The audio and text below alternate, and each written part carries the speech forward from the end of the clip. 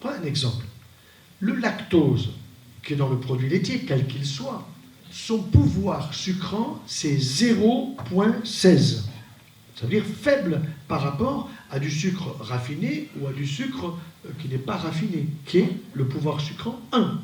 Quand vous avez 0,16, ça veut dire que c'est 1/16. Donc, le yaya, vous y ajoutez du sucre, ou on vous en ajoute. Bon. Ou vous ajoutez du sucre dans votre café au lait ou dans votre chocolat au lait, alors que c'est déjà du sucre. Que faites-vous du sucre? Le sucre en excès, vous en faites quoi? Soit vous êtes bûcheron, et à ce moment-là, on va dire que vous bossez, vous êtes là avec la scie, mais maintenant avec la scie, c'est presque automatique, ça se fait tout seul. Bon, donc, qu'est-ce qui se passe? Vous n'avez pas une énergie physique qui fait que vous allez brûler ce sucre. Donc vous allez le stocker. Car le sucre, vous ne l'éliminez pas par la salive, vous ne l'éliminez pas par la respiration, vous ne l'éliminez pas par la sueur, vous ne l'éliminez pas par les urines ou par les matières, vous le stockez. 1 gramme de sucre égale 4 calories. 2 grammes de sucre, 8 calories. Ok? Et dès que vous arrivez à 9 calories, ça fait 1 gramme de gras. 1 gramme de gras, et vous allez le stocker où? D'abord, vous allez stocker dans le foie. Parce que le foie, il a une capacité de stocker le sucre sous forme de glycogène pour 1 jour, 2 jours, maximum 3 jours de réserve. Au bout de ces 3 jours, si vous continuez à lui en donner, il transforme en gras. Exemple en consultation. Madame vient vous voir, elle est inquiète pour sa santé, pour vous rassurer, etc. Et puis elle vous dit, docteur, est-ce que vous pouvez voir le dossier de mon mari? Le mari à côté, mais n'embête pas le docteur, tu as bien vu qu'il n'y a rien, tout ça, mais tu m'énerves, Bon, non, madame, montrez-moi le dossier. Qu'est-ce qu'il a, votre mari? Eh bien, écoutez, docteur, franchement, il est tout le temps fatigué. Et qu'est-ce qu'il fait? Rien. Ça, c'est magnifique. Et tout le temps fatigué, et il ne faut rien, le mec. Bon. Alors là, je sais ce qu'il a, mais je ne le dis pas tout de suite. Et alors? Vous avez un dossier? Ah ben oui, docteur, mais ça a été très difficile pour convaincre son médecin de faire une échographie, de faire un scanner. Alors lui, il dit, mais tu as bien vu qu'il n'y a rien, tu as bien vu qu'il n'y a pas de tumeur, tu l'as bien vu qu'il n'y a pas de tumeur. Lui, il a lu la conclusion. Madame, elle a tout lu. Vous voyez la différence? Elle a tout lu. Et au stabilo, elle a souligné en jaune 2 mots. Stéatose hépatique. Ça veut dire quoi, docteur? Ça veut dire que votre mari, il a le foie gras. Et lui, il dit, je ne suis pas une oie. Non, monsieur, vous faites mieux que les oies. Parce que les oies, il faut les gaver, vous, mais c'est whisky, biscuit. Whisky, biscuit. Vous êtes fatigué, il vous faut un petit whisky. Vous êtes fatigué, il vous faut un petit biscuit, etc. Et donc, vous stockez de l'alcool. Alors, c'est vrai que l'alcool, nous en éliminons en partie. Les flics le savent, par la respiration. Bon, on élimine un peu dans les urines, mais au-delà de 1,50 g ou 2 grammes, on stocke. 1 gramme d'alcool, 7 calories. Plus 1 gramme de sucre, 7 plus 4, ça vous fait quand même 11. Donc, ça va vous faire 1 gramme de gras. Et ce gramme de gras, quand vous avez rempli votre foie et que vous êtes pompette, vous avez des gamma GT qui montent. Donc, le foie vous dit, tu me fatigues. Il vous le dit biologiquement. Et au-delà du foie qui vous dit biologiquement tu me fatigues, et vous allez commencer à stocker les femmes dans les seins et nous dans le bassin. Ça ne s'écrit pas pareil. Alors ensuite il y a le bidon, ensuite il y a le pourtour. Et quand vous êtes en Martinique ou en Guadeloupe, quand vous voyez les rebondissements fessiers de ces dames, c'est quelque chose d'inouï, quoi. Inouï. Or, c'est pas du muscle. Je vous promets, c'est pas du muscle.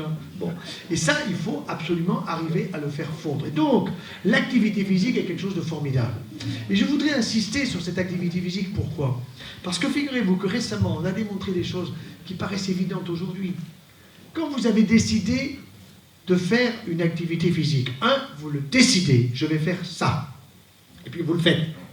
Eh bien, quand vous allez avoir cette activité physique, qui va durer le temps qu'elle va durer, vous allez neutraliser les molécules négatives qu'on appelle les neuromédiateurs négatifs dans votre cerveau, qui sont ceux de l'amertume, ceux de la peur, ceux de la déprime.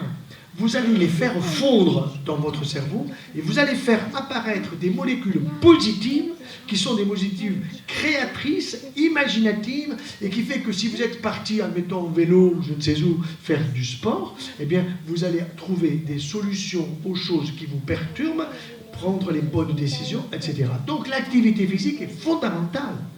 Mais ce n'est pas simplement « j'ai un vélo d'appartement ». En général, il y a de la poussière sur la selle. J'ai un de mes amis qui a acheté un super vélo d'appartement et il m'a dit, tu sais, c'est génial parce qu'avec ça, je peux faire le galibier. Je dis, comment tu fais le galibier? Ben, je mets la référence, je suis avec l'iPad devant moi, j'ai toute la nature du galibier et je pédale en fonction de la hauteur des lacets et tout ça. Et je lui dis, en fais beaucoup? Ben, il me dit, écoute, ça fait 1 an que j'ai le vélo, je ne suis pas encore arrivé à le mettre au point. Vous voyez? Ça m'a coûté la peau des fesses. Bon. Et c'est sûr que ce serait bien, ce serait utile pour lui, il en aurait bien besoin. Mais cette activité physique, il est très important que nous en prenions conscience. Pourquoi? Nous allons faire fondre le gras, nous allons augmenter la masse musculaire et nous allons éviter l'ostéoporose. Pourquoi? Parce que le calcium, ce qu'on ne vous dit pas, c'est qu'il y a 2 types de calcium. Le calcium animal et le calcium végétal. Vous avez compris que le calcium animal, il y en a 4 fois trop. S'il y en a 4 fois trop, ça veut dire que, logiquement, ce qui est en trop, je dois le retrouver dans les déchets. Seulement, ça ne fout pas le camp dans les déchets. Comme il y a beaucoup, on va le dire, de porosité intestinale, ce qu'on appelle le leaky gut, c'est-à-dire l'intestin qui est poreux, eh bien, il y a beaucoup trop de calcium qui va passer la barrière intestinale. Et ce calcium, je veux le faire arriver sur votre fémur, et on va faire le dialogue. Salut fémur, comment vas-tu? Et là, tu dis, que viens-tu faire? Je suis calcium, je viens te consolider, mon ami, pour que tu sois plus costaud et plus solide. Et le fémur répond, je suis un squelette qui bouge. Je n'ai point besoin de toi. Tu dégages. Et où je vais? Débrouille-toi. Il va où? Sur le cartilage articulaire, du genou, de la hanche, des épaules, sur les tendons, sur les articulations, sur les glandes mammaires, microcalcification. Il va sur la prostate, microcalcification prostatique égale inflammation égale risque de cancer. Voilà. Et ce calcium en trop, dans l'intestin, et ce calcium en trop, évidemment, est un irritant, est un inflammatoire. Par contre, le bon calcium, c'est lequel? C'est celui des amandes, c'est celui des noisettes, c'est celui des noix, c'est celui des oranges. Hier, une dame me dit, mais il n'y a pas de calcium dans l'orange. Je dis, pourquoi vous dites ça? Elle n'a pas osé le dire, elle n'a pas osé dire, elle n'est pas blanche. Parce qu'il faut que le produit soit blanc pour qu'il y ait du calcium. Mais vous avez 40 mg de calcium dans une orange, dans une pomme. Il y a du calcium. Mais dans la salade, dans le persil. Donc ça veut dire qu'il faut effectivement utiliser ce calcium-là. Mais si vous voulez qu'il soit efficace, il faut le mastiquer. Palais des saveurs, on revient. Et le mastiquer, c'est quoi? C'est quand j'ai un morceau de pomme dans mon palais des saveurs. En général, je fais comme les toutous, ou comme les chats, 1, 2, 3, 4, et j'avale. Non, surtout si elle n'est pas bio. Bon.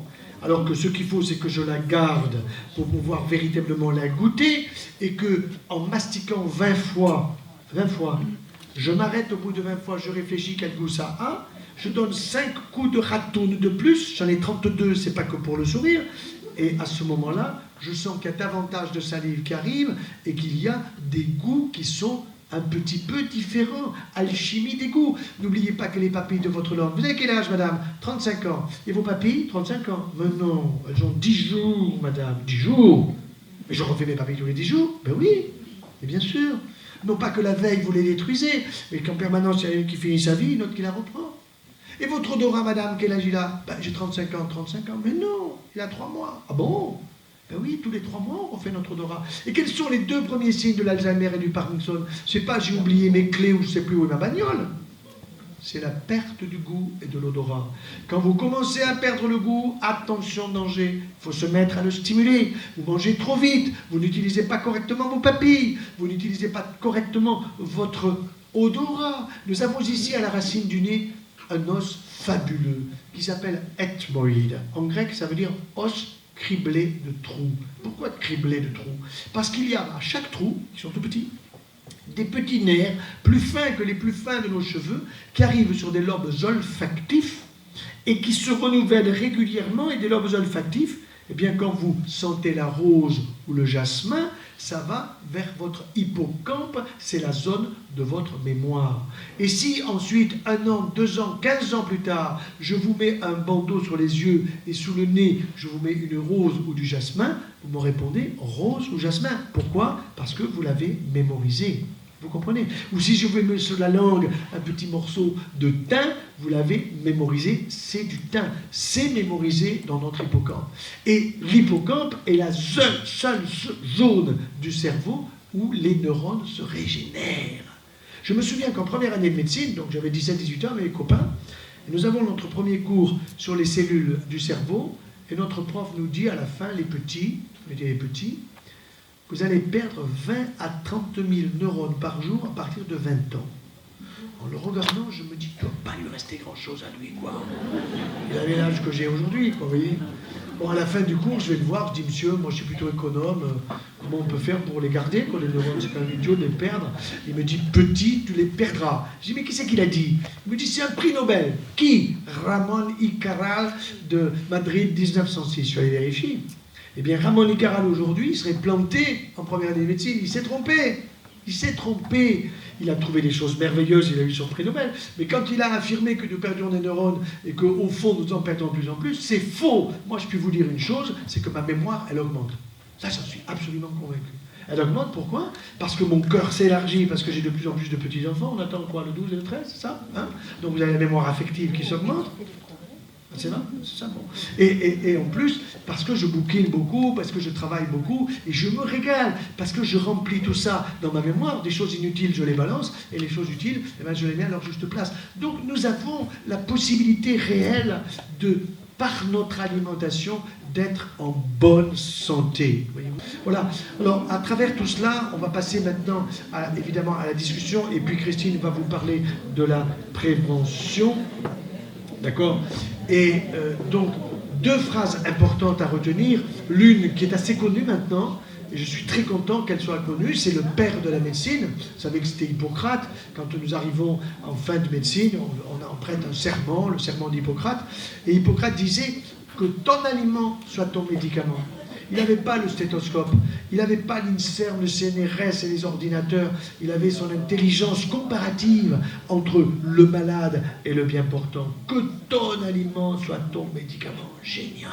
Et vous en avez un autre, c'est Jean Rostand, plus récemment dans les années 60, qui disait « Vaut mieux, un biologiste, hein, vaut mieux un bon menu qu'une ordonnance. Un bon menu qu'une ordonnance. » Et avec ça, la santé pour un siècle, non mais je ne déconne pas, un siècle, il faut viser un siècle, mais la tête sur les épaules et les pieds dans les bottes. Ok?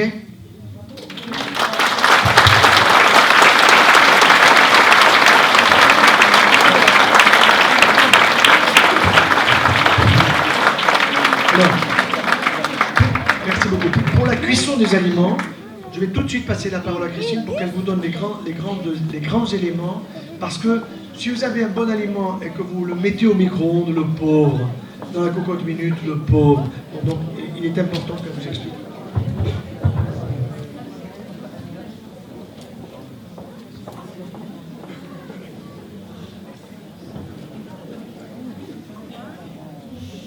J'ai pas une voix qui porte beaucoup, donc je serai... Voilà, très bien, merci. Alors, je vais aller plus loin. Ce n'est pas la peine d'avoir les aliments les plus bio, les plus frais, les plus de saison, les plus de proximité possible, si, en les cuisant, vous détruisez tout. Et c'est très vite fait de détruire tout en cuisant. Tout à l'heure, on vous a parlé des légumineuses, des haricots, qui, dans les Caraïbes ou dans les dom-toms, sont cuits pendant des heures. J'ai posé la question donc, la dernière fois quand nous étions en conférence, combien de temps? Moi je disais 2 heures, et il y a quelqu'un qui a crié du fond de la salle 5 heures.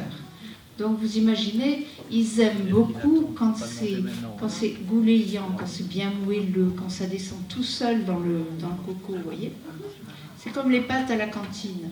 Hein, elles sont tellement cuites que c'est tout mou et qu'on rajoute, pour qu'elles gardent un petit peu d'identité de pâte, on rajoute des margarines à fond en stock, on rajoute du fromage, on rajoute du ketchup, ça remplit les caddies dans les supermarchés, et on met tout ça dedans et ça descend tout seul. C'est une vraie catastrophe, parce que quand c'est mou et quand ça descend tout seul, on ne mastique plus, c'est comme le yaourt. Or, on vous l'a dit, la première étape de la digestion, incontournable, indispensable, c'est la mastication, salivation. Donc ça ne sert à rien d'avoir des dents et d'avoir de la salive, des glandes salivaires, si on ne les utilise pas. Et à ce moment-là, il ne faut pas s'étonner d'avoir des problèmes de lourdeur digestive, d'acidité et des problèmes intestinaux à la fin, parce que vous mangez trop cuit, c'est acidifiant, c'est des sucres, ça fermente, c'est vraiment l'inverse absolu de ce qu'il faut faire. Voilà. Alors je rappellerai donc, non seulement on a des dents et de la salive, mais on a aussi un tube, un œsophage, qui est un tube plat mou, qui est fait pour non pas faire descendre des morceaux, sinon on l'abîme, on l'irrite, mais pour faire descendre bel et bien des liquides ou des crèmes. Et la crème, c'est vous qui devez la faire dans votre bouche. Si vous avez des mauvaises dents, eh bien, il faut ou voir un dentiste pour y remédier ou utiliser un bon mixeur, mais il faut toujours faire tourner dans la bouche et garder tout ça dans la bouche, parce que outre les enzymes de la salive, il y a aussi cette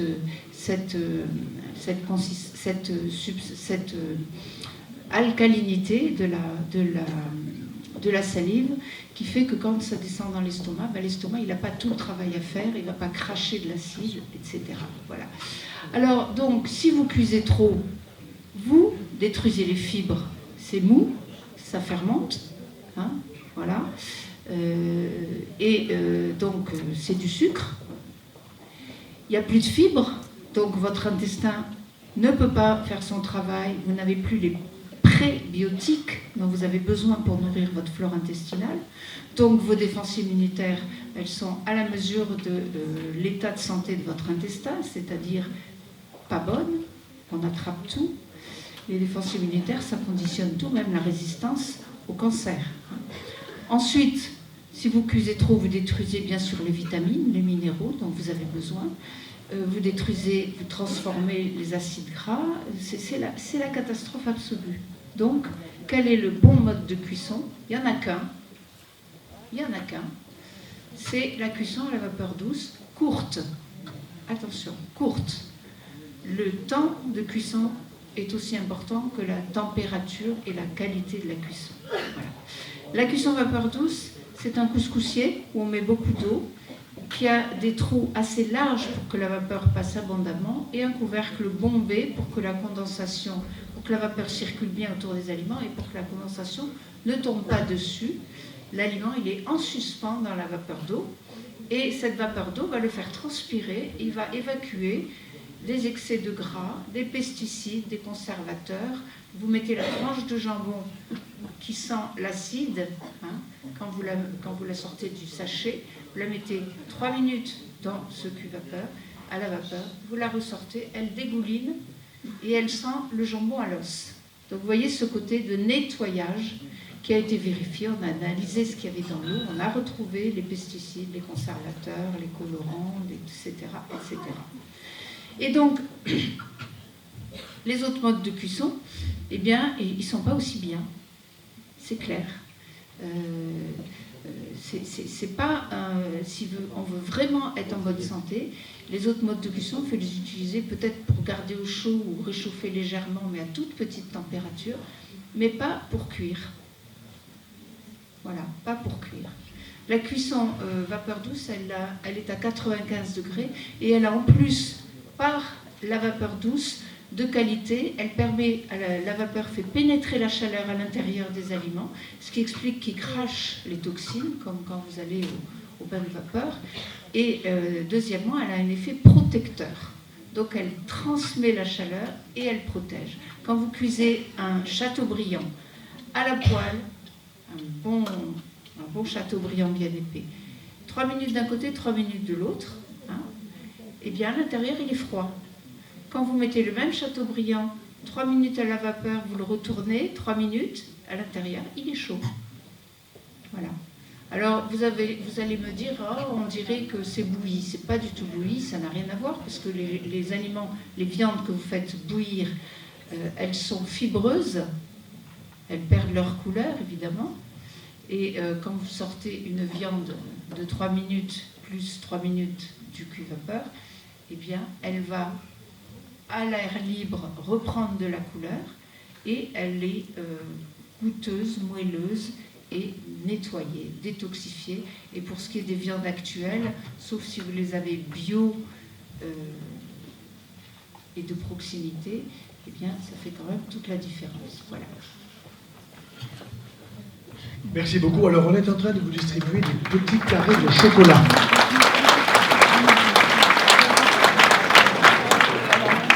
Alors, vous avez tous le chocolat à la main, donc j'en ai vu qu'ils l'ont déjà dans le coco.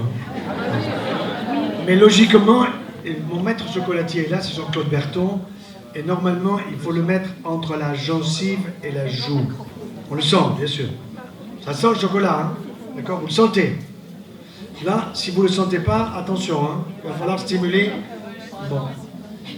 Ensuite, vous le mettez entre la gencive et la joue, et vous laissez faire. Vous ne croquez pas. Oui. Oui. Parce que sinon, non, vous endormirez pas. Sinon, si vous le croquez, vous avez besoin de la plaque. D'accord? Bon. Donc, vous laissez comme ça, et c'est de l'oméga 3, oméga choco. Oméga 3, ce sont des acides gras essentiels pour notre système nerveux central qui sont issus de la graine de lin concassée que Jean-Claude a su marier avec du chocolat bio 110% fabuleux. Et quand vous aurez fini de le laisser fondre, votre palais des saveurs aura été envahi par le goût et l'odeur du chocolat, eh bien vous aurez la fibre. Et la fibre, elle est intéressante pour le ratissage du tube digestif et éviter la constipation. Il n'y a pas que ça. Pour éviter la constipation, c'est évident. Il y a aussi le ballon de vin, hein, le ballon de vin rouge.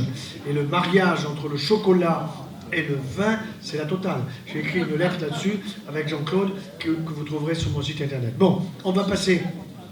Qu'est-ce que tu dis ? Contre la constipation, il y a 2 autres mesures impératives à prendre.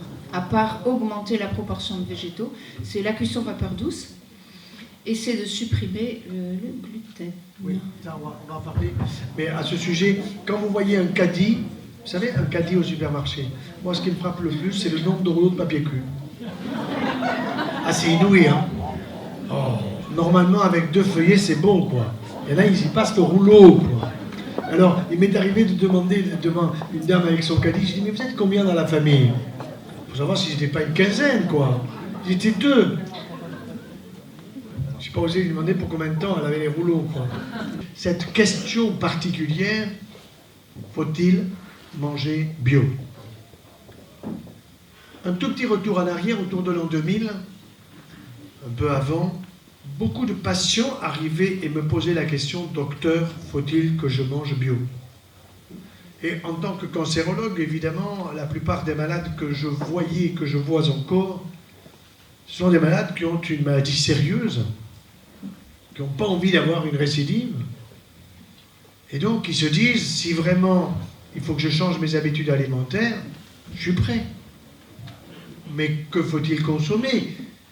Et puisqu'il y a du bio et du non-bio, dois-je prendre la direction du bio? Et je réponds très honnêtement, je n'en sais rien. Avec une petite arrière-pensée qui faisait que j'étais un peu anesthésié par les médias. Les médias sont très forts pour vous anesthésier éveillé, debout. Et je répétais comme un perroquet ce que je lisais. Or, je lisais que le bio n'apportait rien de plus par rapport au conventionnel. Alors, c'est dès l'an 2000 que j'ai décidé, avec des collègues de l'INSERM, l'Institut national de recherche médicale, de faire une étude pour essayer de qualifier véritablement les aliments issus de l'agriculture biologique comparés à ceux du raisonné ou raisonnable et à ceux du conventionnel. Et comme je réside en Languedoc-Roussillon et que je suis sur le centre anticancéreux de Montpellier, qui est un centre régional, je suis allé taper à la porte du conseil régional, qui m'a tout de suite dit « Ok, on va vous financer ». Donc ils ont financé un tiers. L'autre tiers a été financé au niveau européen. Et le 3e tiers a été financé par des patients qui ont dit « Vous faites ce travail, ok ».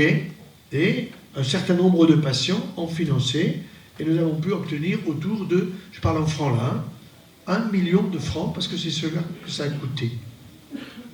Moi, mon arrière-pensée était celle des perroquets, c'est-à-dire je vais démontrer que le bio ne sert à rien. C'était ça, mon arrière-pensée. On a toujours, quand on lance un programme de recherche, une pensée assez précise. Hein. Je veux démontrer quoi? Et donc, nous avions choisi 20 aliments de l'alimentation courante, que nous prenons tous, en essayant d'être un peu méditerranéens, puisque nous sommes autour de la Méditerranée, et en Languedoc-Roussillon, bien sûr. Donc, il y avait le fromage, il y avait le poulet, il y avait la viande rouge, il y avait les pommes, il y avait le vin, il y avait l'huile d'olive, etc. Bon, 20 aliments de l'alimentation courante, et qui venaient de 3 types d'agriculture. L'agriculture biologique labellisée, c'est-à-dire que l'agriculture disait « moi, je suis labellisé » et nous avions les documents de labellisation. Ensuite, nous avions l'agriculture raisonnée avec des agriculteurs qui disaient « moi, je ne suis pas un taliban comme les bio. Je suis sûr que mes produits, vous allez le vérifier, ils sont aussi bons que les siens. Et eux, ils ne servent à rien, ceux qui font du bio. Et moi, je fais du raisonné parce que je suis raisonnable. » Mais ils n'avaient pas de cahier des charges précis. C'était, je fais du raisonné, je ne fais pas du conventionnel, parce que j'ai compris qu'il y avait trop de saloperies dans le conventionnel, de pesticides et compagnie. Mais vous allez voir que j'ai de très bons produits. Et puis en Languedoc-Roussillon, nous sommes allés voir ceux qui faisaient du conventionnel, et qui eux tenaient le même discours en disant les raisonnés n'ont rien compris, les bio sont des talibans du bio, et vous allez voir que nous, on a les meilleurs produits. Et donc, il a fallu évidemment monter le programme, qui a consisté à chercher dans les aliments à la fois des produits positifs pour la santé, des vitamines, des minéraux, des oligo-éléments, et aussi des produits négatifs, c'est-à-dire des pesticides, des insecticides, des métaux lourds, etc. Mais quand vous dosez ça dans une pomme, dans un fromage, dans du vin ou dans l'huile d'olive, vous ne dosez pas les mêmes produits. Donc il a fallu établir un protocole qui a demandé presque une année. Quand le protocole a été accepté, évidemment, nous avons reçu les aliments issus de ces 3 types d'agriculture, mais le labo qui faisait les dosages ne savait pas d'où ça venait.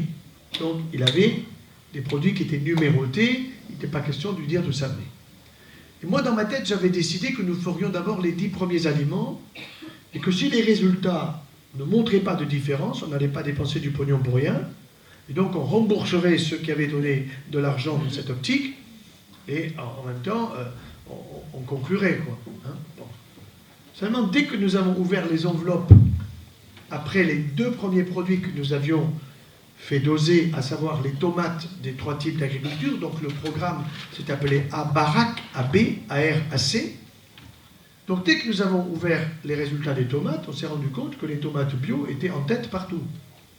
Qu'est-ce que ça veut dire en tête partout? Ça veut dire qu'il n'y avait pas de pesticides, et ça veut dire qu'au niveau des vitamines, au niveau du lycopène, qui est un produit très précis dans la tomate, qui est extrêmement intéressant comme anti-vieillissement, antioxydant et utile dans le cadre du cancer prostatique, ou plutôt de la prévention des cancers de la prostate, on avait du 20-25% de plus, donc manifestement, le bio était en tête. Mais ce qui était quand même intéressant, c'est que même les agriculteurs productivistes de l'agriculture conventionnelle, ils avaient des taux moindres dans les éléments positifs, mais dans les éléments négatifs, ils n'avaient pas tellement de pesticides, il faut le reconnaître.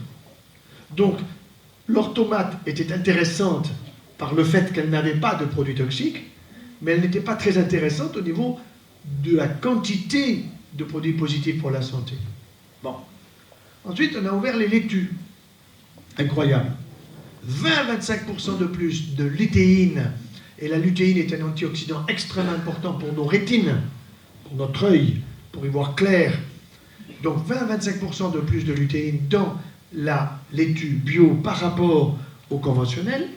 Et ce qui était intéressant dans les 2 premiers produits, c'est que quand on regardait le raisonné, nous avions du raisonné qui était proche du produit conventionnel parce que c'était des agriculteurs qui avaient quitté le conventionnel depuis relativement peu de temps.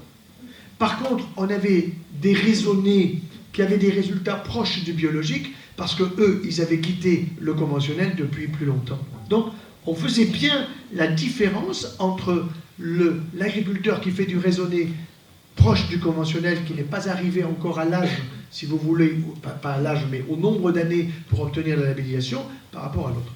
Donc tout ça très intéressant. Évidemment, on est allé aux 20 aliments. Et tout ça, je l'ai publié, évidemment.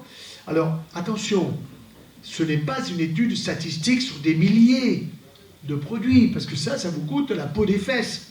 Et que même l'État est incapable, alors que nous l'avons demandé, nous avons demandé à l'Agence nationale de sécurité de l'environnement et de santé de faire des études.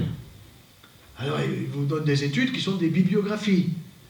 Par exemple, je suis allé voir au nom de toutes les familles que je représentais à ce moment-là, parce que j'étais président de Famille de France, j'avais le droit de faire une saisine auprès de l'ANSES, Agence nationale de sécurité de l'environnement et de santé, sur les produits laitiers, en voulant savoir quels étaient les taux des facteurs de croissance dans les fromages, dans le yaourt, dans le lait, de vache, de chèvre, de brebis, etc. Ils ont mis 1 an et demi pour me répondre. Ils m'ont fait une belle étude bibliographique qui était supérieure à celle que j'avais, parce qu'ils avaient bossé et qu'ils avaient du temps.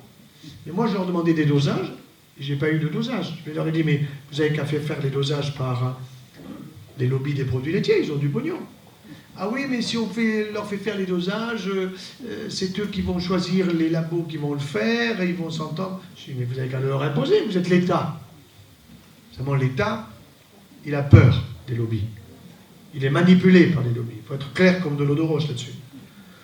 Donc, le résultat, si vous voulez, de l'étude à Barac a été incontestablement, je peux répondre aux patients qui viennent me voir, oui, les produits bio sont supérieurs pour votre santé, parce qu'ils apportent plus d'éléments positifs dans le domaine des vitamines, des minéraux, des antioxydants, des antivieillissements, des anticancers, donc feu vert.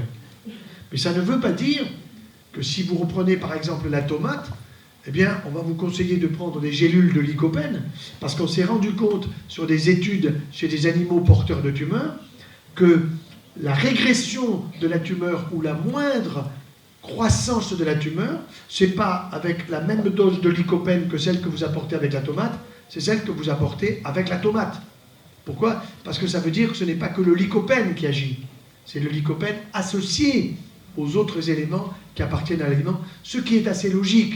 Mais quand vous êtes d'une rigueur extrême, vous avez tendance à vous dire, bon, bah, on va extraire le produit, en faire des gélules, en faire des comprimés, parce qu'il faut le dire clairement, il y a du business là-dessous, si vous le faites sous forme de comprimés ou de gélules. Donc, côté bio, aucun doute là-dessus. Mais vous ne pouvez pas tout manger bio. Il faut être clair là-dessus, vous ne pouvez pas. Pour plusieurs raisons. Parce que d'abord, ça va vous coûter plus cher. Et que, il y a aussi le budget familial. Et que les téléphones portables, les iPads, les iPhones, les iMachins, ça coûte cher. Et qu'on a eu tendance à réduire les budgets familiaux au niveau de l'alimentation, alors qu'ils ont augmenté sur l'électronique, l'informatique et tout le reste. Bon, je ne porte pas un jugement là-dessus, parce que les deux sont importants, bien sûr. Mais si vous achetez un poulet bio, et si vous achetez un poulet conventionnel, vous faites cuire votre poulet conventionnel, vous obtenez un pigeon. Donc ça veut dire que pour avoir le poids de ce que vous souhaitez, il vous en faut 3. Donc si vous achetez 3 poulets conventionnels, c'est le prix d'un poulet bio. Et dans le poulet bio, vous avez tout ce qu'il faut au niveau de la qualité nutritionnelle, c'est-à-dire que la masse musculaire, qu'on appelle la masse maigre, bon, ben en réalité, il faut l'appeler, comme par son nom, la masse musculaire, c'est de la bonne viande. Que figurez-vous que dans notre cerveau, je vais faire une lettre prochainement, nous avons un petit bijou. Un petit bijou, il n'y a pas d'autre mot, qui est absolument fabuleux, qui n'est pas plus grand que l'extrémité de mon petit doigt, qui s'appelle l'hypophyse. Cette hypophyse, elle a une partie antérieure et une partie postérieure. La partie antérieure, elle fabrique des stimulines hypophysaires, qui sont des hormones, qui vont stimuler ma thyroïde, pour qu'elle bosse quand il faut, pas trop, pas trop bas, pas trop haut, qui vont stimuler les surrénales, qui vont stimuler chez l'homme les testicules et chez la femme les ovaires. C'est une véritable orchestration hormonale, c'est une alchimie absolument fabuleuse. Alors, il y a en plus une hormone qu'on appelle la somato-hormone ou la HCG, qui est une hormone de croissance. Et c'est vrai que cette hormone de croissance, elle est nécessaire pour quand nous sommes enfants, pour de passer d'un petit enfant à un adulte. Puis heureusement, il arrive un moment où ça s'arrête. Sinon, il faudrait que les plafonds montent très haut. Bon. Donc, lui, il a eu comme concept que ces hormones stimulines hypophysaires en particulier l'hormone de croissance, pouvait être cancérigène.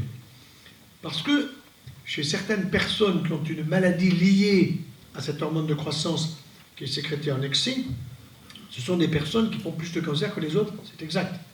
Mais ils ont une maladie tout à fait précise, que nous connaissons parfaitement, que nous pouvons neutraliser par une anti-hormone pour bloquer l'hormone de croissance. Et donc lui, il proposait, à l'époque, et encore assez récemment parce qu'il était têtu, une irradiation. Une irradiation, c'est-à-dire si je vous irradie votre hypophyse, je peux irradier votre hypophyse. On a des moyens extrêmement précis, très rigoureux, pour irradier que l'hypophyse. Je vous la fusille. Mais à ce moment-là, je vous déglingue votre thyroïde, je vous déglingue vos surrénales, je vous déglingue vos testicules ou vos ovaires. Bon. Alors, ensuite, vous avez la deuxième partie de l'hypophyse qui est extrêmement intéressante parce que la post-hypophyse fabrique les hormones de la régulation de l'eau. Vous voyez, si je me mets à boire, par exemple, si vous me voyez boire dans la soirée 6 litres de flotte, c'est que j'ai une anomalie au niveau de mon hypophyse postérieure et j'ai ce qu'on appelle un diabète insipide. Insipide parce que c'est insipide. Et donc, là, ça veut dire que j'ai détruit mon hypophyse postérieure. Or, je n'ai pas, avec les verres qui sont là, j'en ai besoin, mais pas plus. Bon. Donc, il n'y a pas de souci. Alors, là-dessus, donc, Gernez, à mon avis, était à côté. Il tenait ça d'une théorie un peu ancienne. Et puis, deuxièmement, il n'était pas trop contre le tabac. Et je pense que là, c'est une erreur. Le tabac, c'est une catastrophe absolue, je dis bien. Et vous en avez une autre qui s'associe au tabac, qui s'appelle le hashish, qui est une autre conséquence absolue, dangereuse, hyper dangereuse, d'autant que, s'il y a des journalistes ici, je les mets au défi, vous entendez, je les mets au défi de mettre en première page la vérité sur le hashish, à savoir qu'il est génétiquement modifié. Alors on vous dira, c'est pas un OGM, c'est-à-dire on vous dira, c'est pas un organisme génétiquement modifié. Mais on vous ment, on vous le dit autrement, on vous dit c'est un AGM, c'est-à-dire c'est un aliment génétiquement modifié, bien que le hashish n'est pas un aliment, bien que le chanvre dont on peut tirer de l'huile et qui a pas mal des oméga 3 peut être intéressant, je ne dis pas le contraire. Mais fumer le hashish, c'est absolument dangereux. Or, nous vivons dans une société où le hashish, il est dans tous les lycées et est en train de descendre dans les collèges. Ce n'est pas les profs qui distribuent, attention. D'ailleurs, à ce sujet, sur l'éducation nationale, je suis assez sévère, parce que je pense que l'éducation nationale ne joue pas suffisamment son rôle. Il n'est pas normal que 20 à 25% des gosses, ils sortent du primaire, ils ne savent ni lire, ni écrire, ni compter, parce que c'est ça qui se passe aujourd'hui. Et donc, moi, je suis pour qu'il y ait là aussi un ministère d'État chargé de la famille et de l'instruction, ras-le-bol de l'éducation nationale, de l'instruction, parce que la famille et les profs, c'est en symphonie que nous devons apprendre à nos enfants. Voilà, c'est des choses simples. Alors, monsieur, donc je pense avoir répondu à votre question. Alors, en ce moment, il y a une forte poussée que j'accepte, de la méthode Gernez, avec pratiquement une organisation qui est assez bien faite dans tous les départements. Donc, ça veut dire que Gernez, c'est comme Seignalé, qui avait écrit le bouquin Alimentation, troisième médecine. Il n'a pas eu raison sur tout. Il était à fond pour l'instinctothérapie, et d'ailleurs, il en est mort de son instinctothérapie. C'était excessif de sa part. Peut-être aurez-vous des questions. Bon. Donc, Gernez, oui, mais pas tout Gernez. Seignalé, oui, mais pas tout Seignalé. Modération, sagesse. Question suivante.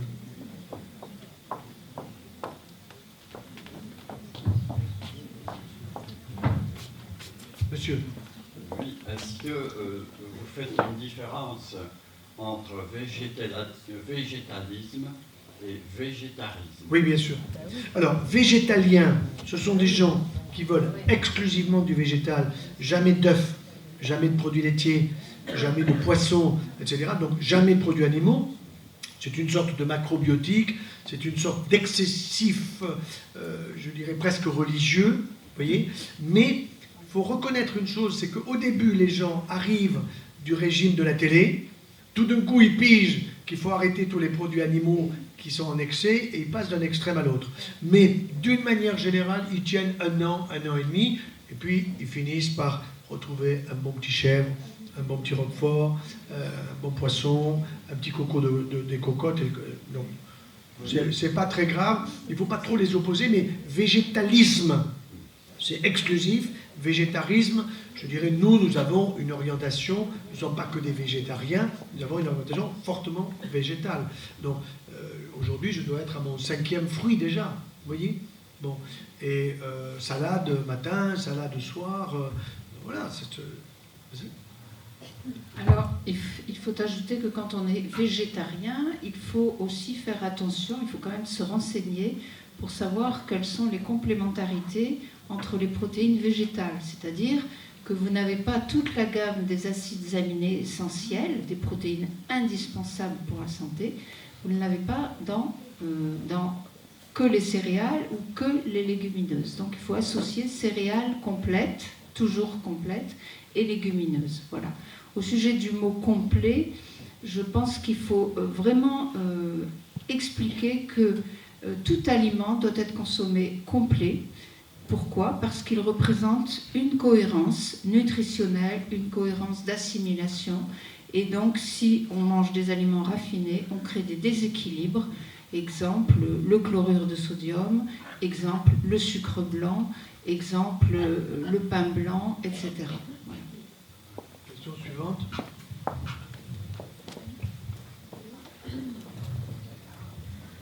Bonsoir. Alors en fait, moi j'ai une question parce que donc, pour mes enfants, j'ai choisi de ne pas leur donner du lait de vache. Oui. Et j'aimerais connaître ce que vous pensez des laits, on appelle ça des boissons végétales, puisqu'on n'a pas le droit de les appeler des laits. Et ce que vous pensez aussi des laits fermentés, type kéfir. Ça, c'est ma première question. Et j'en aurai une deuxième si je peux. Voilà. Allez-y, allez-y. Alors la deuxième, c'est... Donc moi, je fais des études de diététicienne. Donc je me bats pour savoir ce qui est vrai ou ce qui est faux, parce que c'est très très difficile. Bien sûr. Sachant que pour passer l'examen, je suis obligée de retenir des données officielles. Voilà. Dites-leur, vive le lait. Non mais c'est hallucinant, c'est hallucinant. Oui, bien sûr, pour l'examen, il faut dire vive le lait. Tout à fait, mais quand j'ai vu dans un stage qu'ils donnaient, les lobbies, encore une fois, du lait obligé, donc ils payaient pour consommer du lait, donc les écoles, elles renforçaient, elles offraient des bars à lait pour les gamins. Pour les bars à fruits, quoi. Ouais, voilà, c'est ça.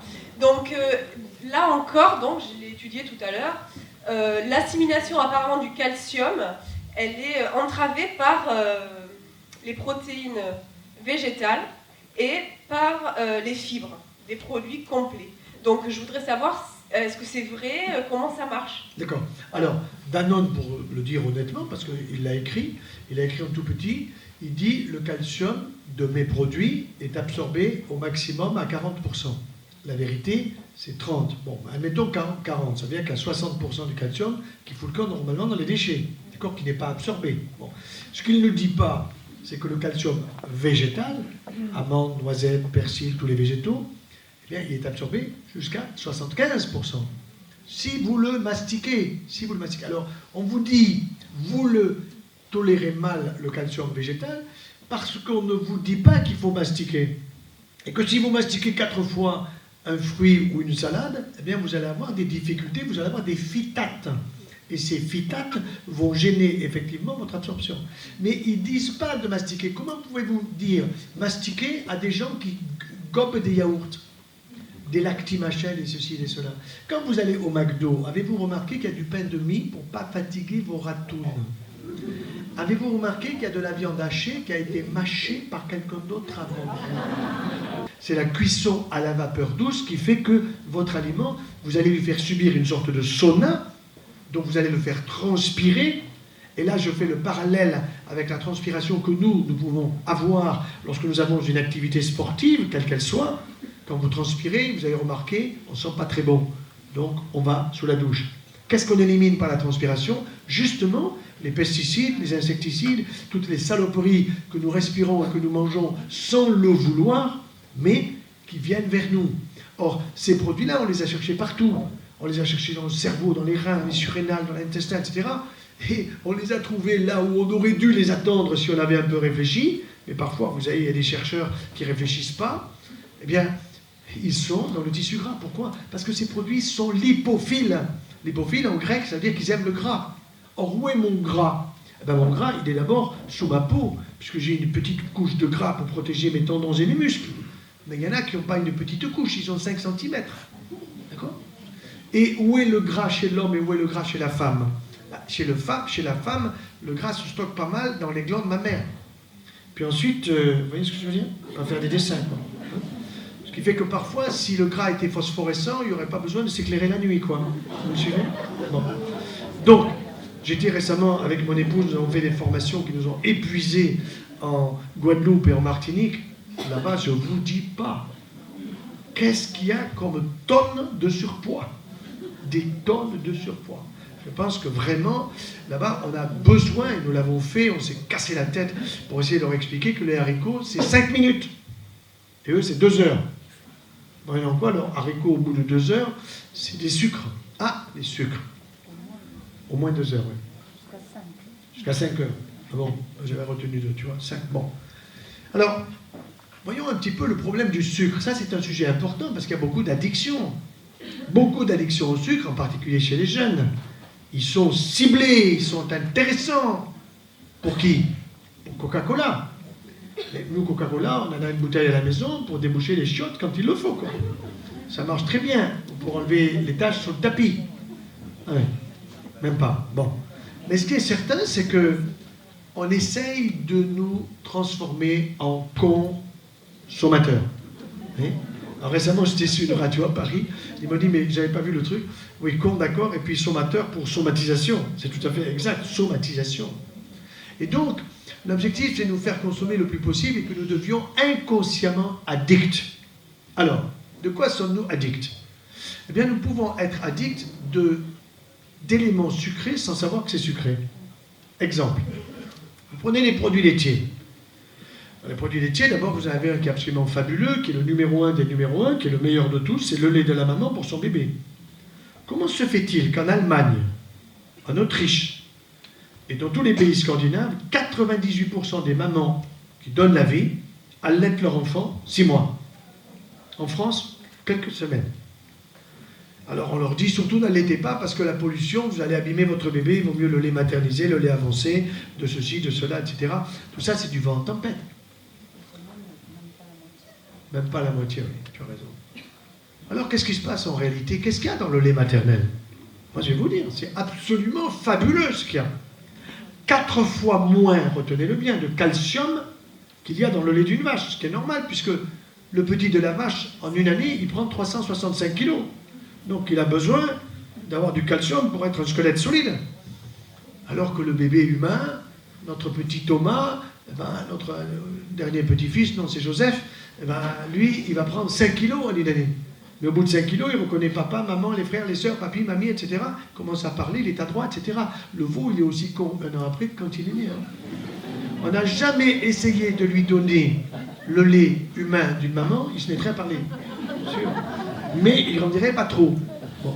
Donc ça, c'est un point important, et c'est pour cette raison que lorsque je suis passé chez Drucker avec Sophie Marceau, et j'ai vu hier Drucker, j'étais invité pour la surprise chez Drucker des 50 ans de sa vie professionnelle, et donc Drucker me parle des régimes d'abord, je lui parle de Ducon, que j'appelle Ducon.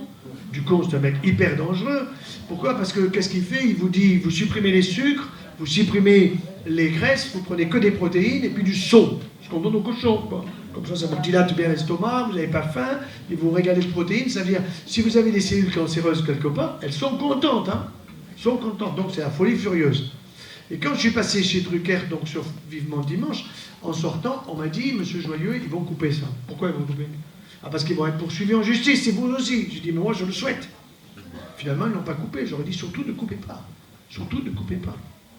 Pourquoi? Parce qu'il y a des études scientifiques. Et que nous ne parlons pas dans le hasard comme ça au pifomètre pour nous faire plaisir. Il y a des études scientifiques extrêmement nombreuses, et je dirais aujourd'hui, en tant que cancérologue, que les trouvailles, les recherches, et ce que l'on trouve de plus en plus, ce sont des conférences, ce sont des publications scientifiques de très haut niveau sur les relations entre les aliments et les maladies. Lesquelles maladies sont le cancer, puisque un cancer sur 2 est lié à de mauvaises habitudes alimentaires, mais ça ne veut pas dire que si vous avez de bonnes, et nous les verrons, si vous fumez comme un pompier, les bonnes habitudes alimentaires ne vont pas vous enlever le risque d'un cancer du poumon. Peut-être vous le ferez plus tard, mais vous le ferez quand même. Bon, donc le mieux, c'est de ne pas quand même avoir des habitudes toxiques dans le cadre de notre santé. Alors, je reste un petit peu sur le lait maternel parce que c'est important que toutes les jeunes femmes l'entendent, ou du moins qu'on le leur fasse passer. Et je me rends compte qu'il y a beaucoup plus de femmes dans ces conférences que d'hommes, ce qui est très très bien, parce que plus il y a de femmes, une femme informée, c'est 300 d'un coup, hein, c'est sûr. Hein. Bon, quand vous informez un mec, c'est la moitié d'un. Hein. Bon. Sauf si vous parlez de sexe. Ouais. C'est pour ça que je vous réserve une petite histoire, messieurs, pour vous tenir en haleine jusqu'au bout. Bon.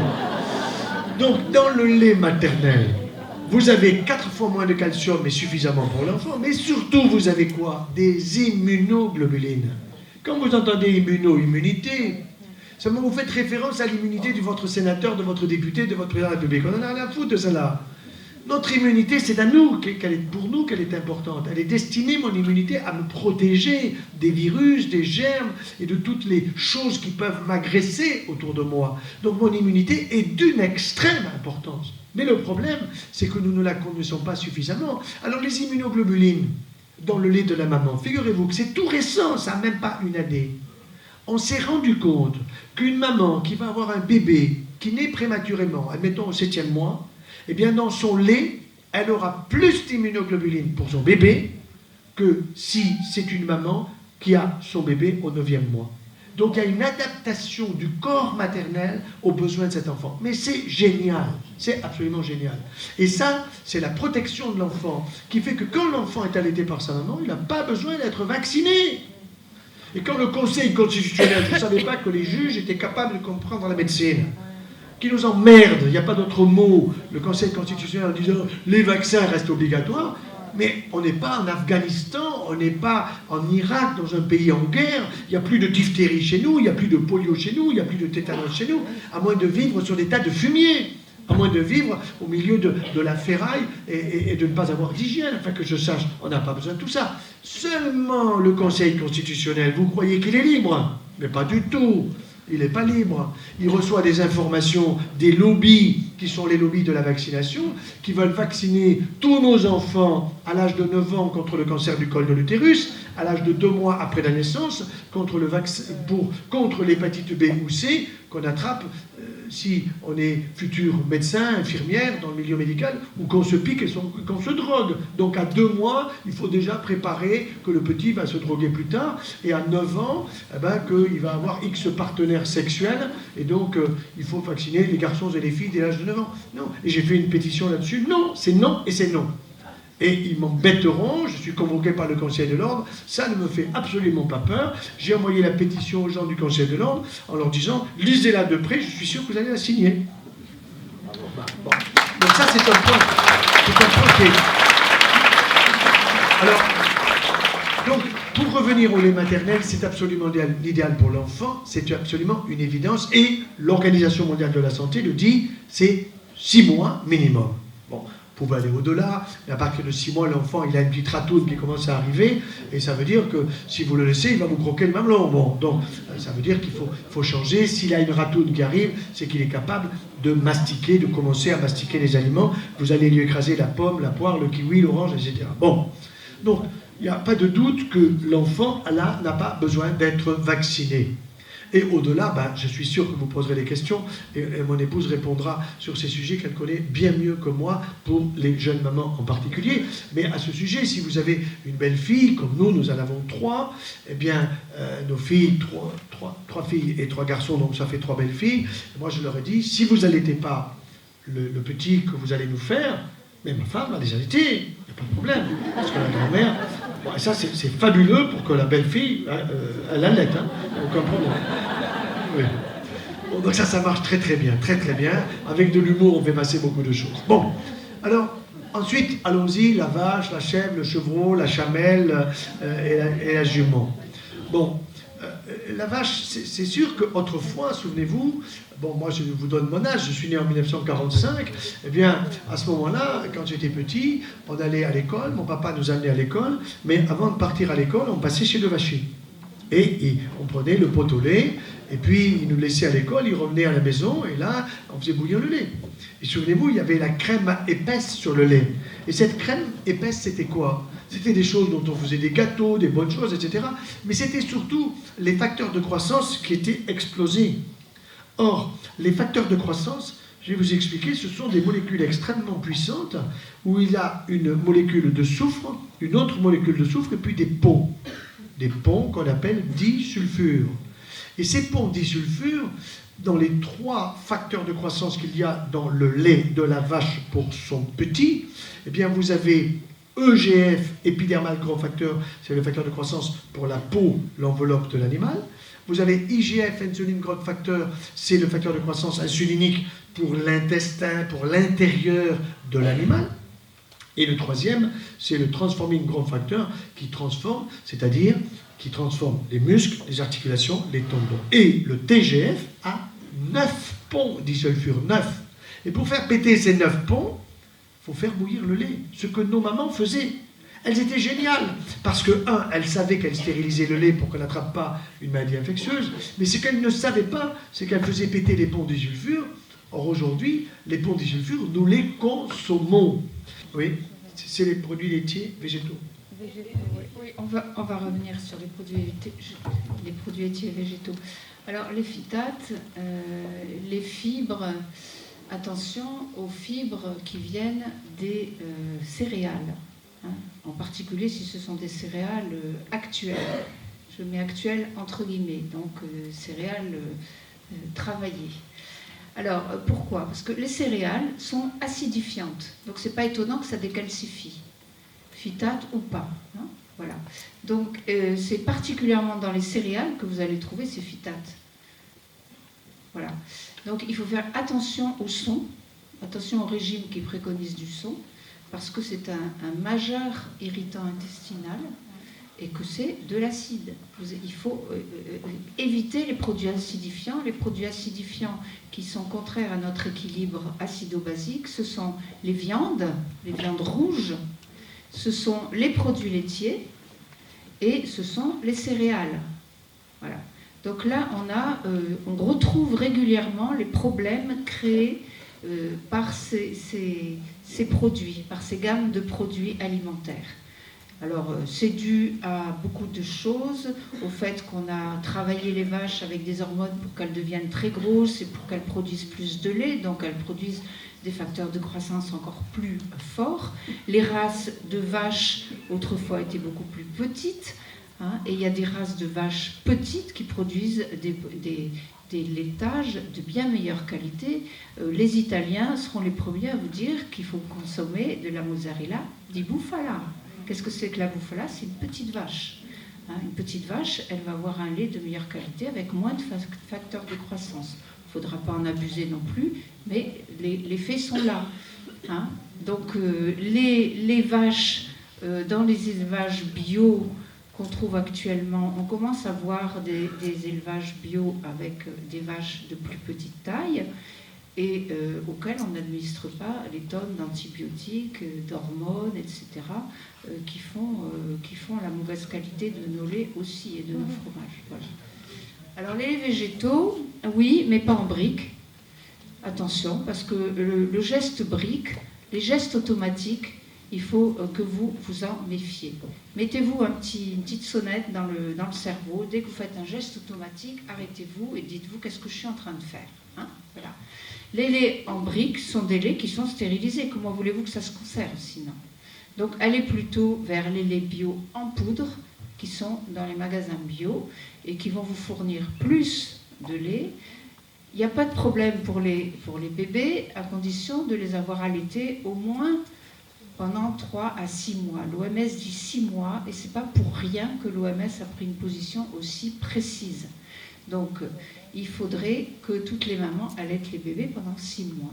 Quand vous voyez un homme qui se pointe avec une prostate de 100 cm3, alors qu'il devrait avoir 30 ou 40, quand vous l'interrogez un peu, il se garde de produits laitiers. Il suit le plan national nutrition santé. Le plan national PNNS de la nutrition santé, qui le sponsorise? L'État, il n'a pas un radis. Il n'y a pas un radis. Comment voulez-vous qu'il fasse? Il est sponsorisé tout simplement par les lobbies. Et vous avez vu que récemment, la famille Lactalis, soyons clairs, associée à Yoplait, à je ne sais plus qui, ils s'entendaient pour aller dans les petits restaurants qui ne fassaient pas trop cher, dans les petits hôtels à 2 étoiles et pas 5 étoiles pour qu'on ne les repère pas. Et ils s'entendaient sur les prix pour que nous, les consommateurs, nous soyons là à acheter. Et donc, quand j'ai vu Michel Drucker, je lui ai dit, écoutez, moi, le yaourt, je le prescris la veille du départ dans l'au-delà. Donc le jour où ma chérie m'offrira un yaourt, je comprendrai que le lendemain je me casse. Bon. Donc c'est pas pour demain matin, il n'y a pas de doute. Voilà. Donc, et pourquoi? Parce que vous ne le mastiquez pas. Parce que vous ne le mastiquez pas. Alors que si vous prenez, on va vers la chèvre et la brebis, vous avez un animal qui va donner des produits laitiers de la même façon, mais qui a des facteurs de croissance pour un petit animal qui a des articulations plus petites que les miennes, que les nôtres en tant qu'adultes. Donc, si vous voulez, il y a bien des facteurs de croissance, ils sont présents parce que la conservation se fait aussi à ultra haute température, mais en réalité, il y en a moins en quantité. Et vous avez aussi une bonne quantité de calcium, plus importante que pour l'humain, mais il n'y a pas les facteurs de croissance qu'on a dans le lait maternel, et qui sont 7 facteurs de croissance neurotrophiques pour le cerveau de l'enfant. Qui fait que cet enfant, effectivement, en une année, en étant allaité minimum 6 mois par la maman, eh bien, vous l'aidez à construire son système nerveux central, c'est-à-dire à la fois les éléments de son encéphale et aussi de tout son système nerveux de la moelle épinière, ce qui est absolument essentiel. Mais ça, vous ne l'aurez pas à la télé, ça, vous ne l'aurez pas en publicité, vous comprenez? Par contre, en publicité, vous aurez l'acti-merde, enfin, ou un truc comme ça, acti-machin, enfin, vous voyez? Et comme aujourd'hui, les publicitaires sont extrêmement malins, et j'en ai vu 2 qui sont venus me voir récemment, qui sont assez haut placés dans la publicité, et qui sont venus me voir, ce qui est assez étonnant, successivement, sans que l'un sache que l'autre était venu ou que l'autre allait venir. Et qu'est-ce qu'ils me disent? Ben voilà, M. Joyeux, on vient vous voir parce qu'on vous a vu sur YouTube, tout ça, et bien, on a compris, vous savez, on a gagné beaucoup de pognon en tuant des gens. On n'a pas tué des gens quand même. Non, on n'a pas tué des gens, mais on a gagné du pognon en faisant la publicité pour des produits qui valent que dalle pour la santé.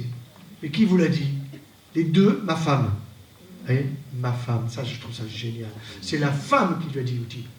Lui, il a fallu le convaincre. Alors il a dit, va sur YouTube. C'est comme l'autre jour, j'arrive à l'hôpital, et mon infirmière, ma surveillante, mes infirmières qui étaient toutes là, et puis ma surveillante qui me dit, Monsieur Joyeux, j'ai passé la nuit avec vous. Oh bon? J'ai aucun souvenir. Comment vous avez fait pour passer la nuit avec moi? Je n'ai pas de souvenir. Elle me dit, écoutez, je me suis couché, j'ai pris mon iPad, et puis j'ai cherché, j'ai trouvé Joyeux, et j'ai passé 3 heures à regarder vos conférences. Je n'ai pas osé lui dire qu'elle en avait vraiment besoin, parce qu'elle était un peu rondelette, vous voyez, sur les bords. Bon. Mais ça, c'est intéressant, parce que ça démontre quoi? Ça démontre que ça passe, les messages, que les gens sont sensibles, que les gens cherchent à savoir, et qu'effectivement, ce n'est pas si difficile que ça, c'est ce que nous allons voir. Alors, lait de vache, avec tout ce qui concerne la vache, moi je dis pour l'instant, soit vous avez comme nous, par exemple, pendant les vacances, quand nous sommes dans les Pyrénées, on a le vacher à côté. Les petits sont contents d'aller traire la vache, de voir ça, etc. etc. Bon. Oui, tu as raison, elle ne mange pas assez d'herbe. Et c'est vrai que ça me rappelle une chose, que quand j'arrivais dans les Pyrénées en vacances, quand j'étais enfant, comme vous tous, quand ça sentait la bouse de vache, on se sentait en vacances. Aujourd'hui, la bouse de vache, elle pue. Pourquoi elle pue? Parce que c'est l'ensilage, parce qu'il y a de la fermentation. Et rien que ça, l'agriculteur, comme il ne le sent plus, ne le sait plus.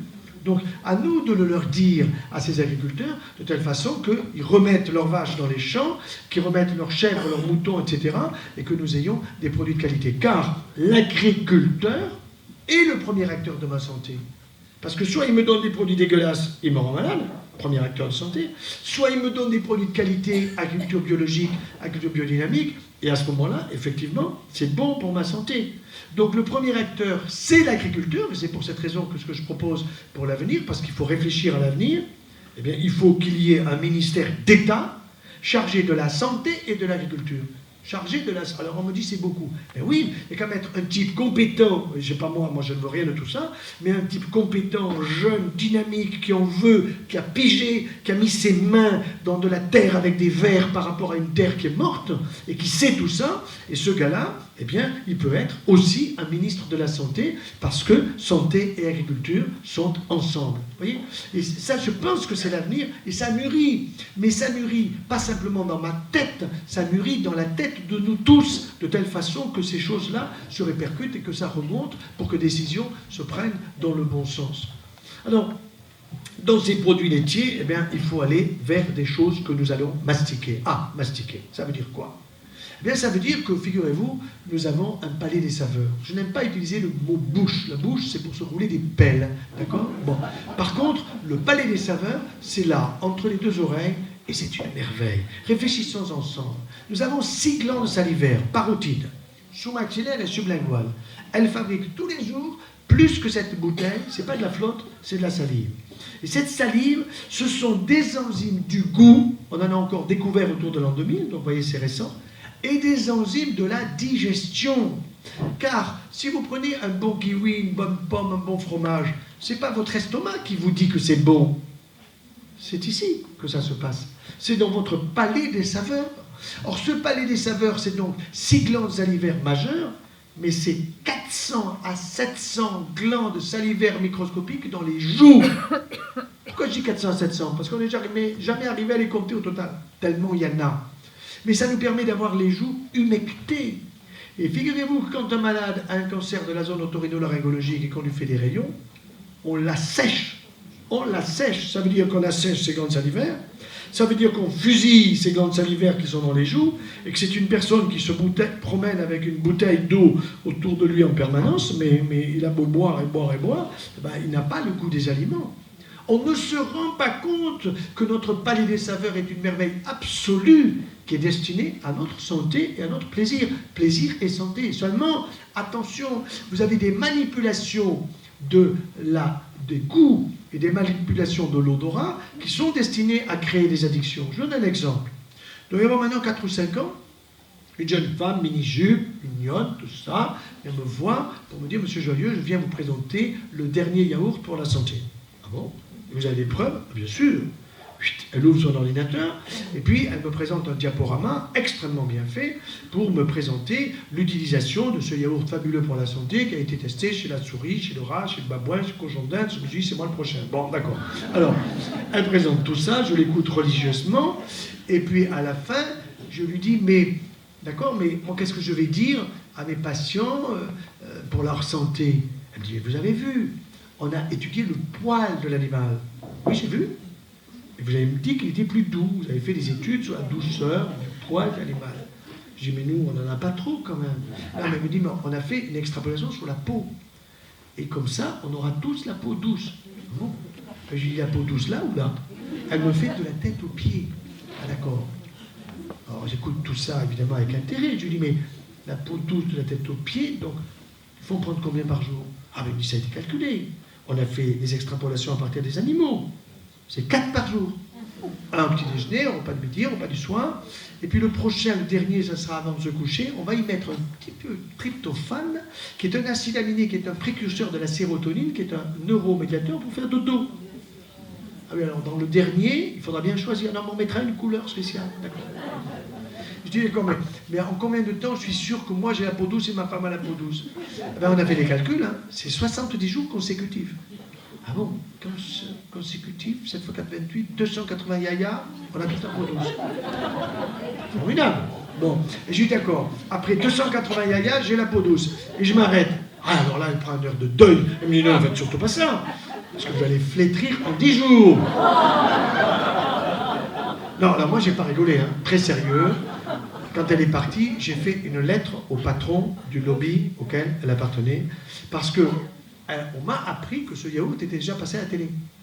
Il commençait depuis quelques jours. Et donc, en réalité, elle venait en plus pour que moi je donne un peu le tampon, en guillemets, scientifique, pour dire que c'est formidable, il faut continuer.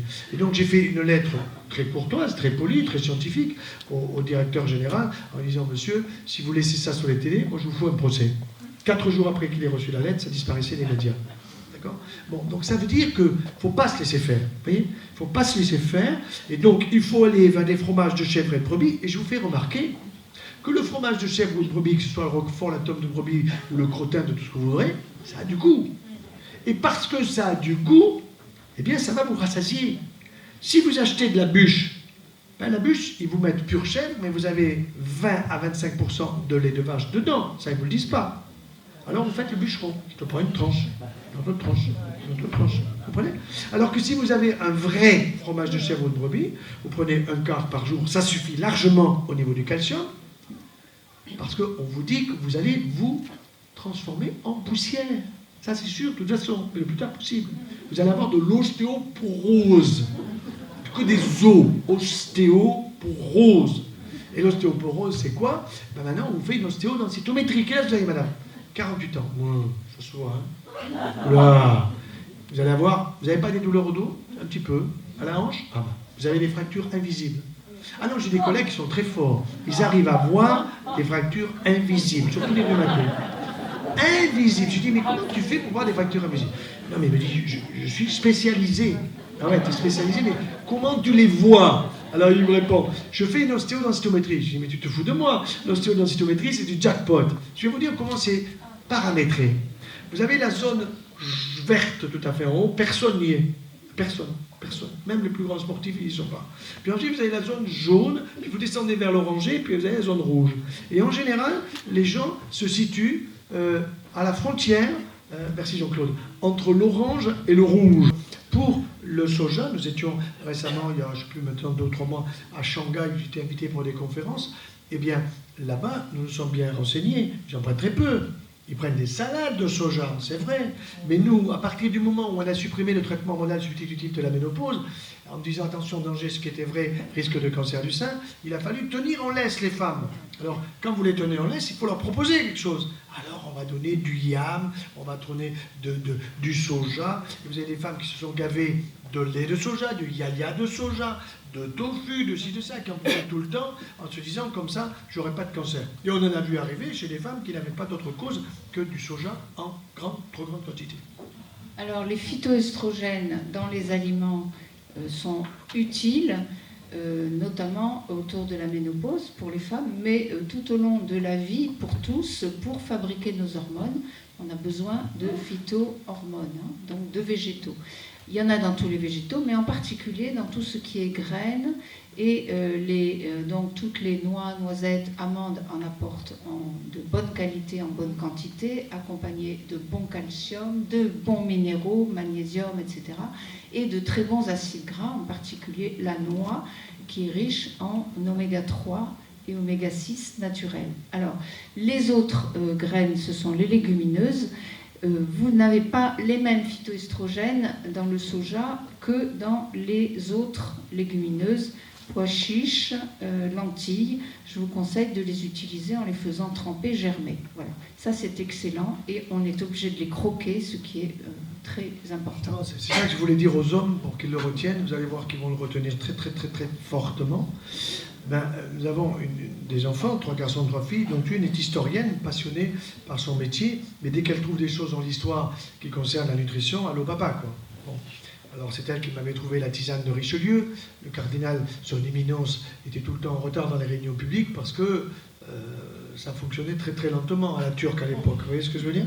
Bon. Et donc un jour où il passait dans le Médoc, il prit un verre de Médoc à chaque repas et puis désormais à l'heure. C'est devenu la tisane de Richelieu. Donc je suis un très grand prescripteur de tisane de Richelieu. Un ballon, hein, un ballon. Alors, la deuxième histoire qui est bio bien sûr, de Corrence, là, côté de chez vous, ici, ça n'est plein, quoi. Bon. Alors la deuxième histoire qui est très très belle, elle m'appelle, elle me dit, tu sais papa, il y a un conte en Hongrie ou Tchécoslovaquie. Je pensais qu'elle allait me parler d'un conte d'Andersen, de Perrault, d'un grand conteur de par là-bas. Non, elle me dit, non, le mari de la comtesse.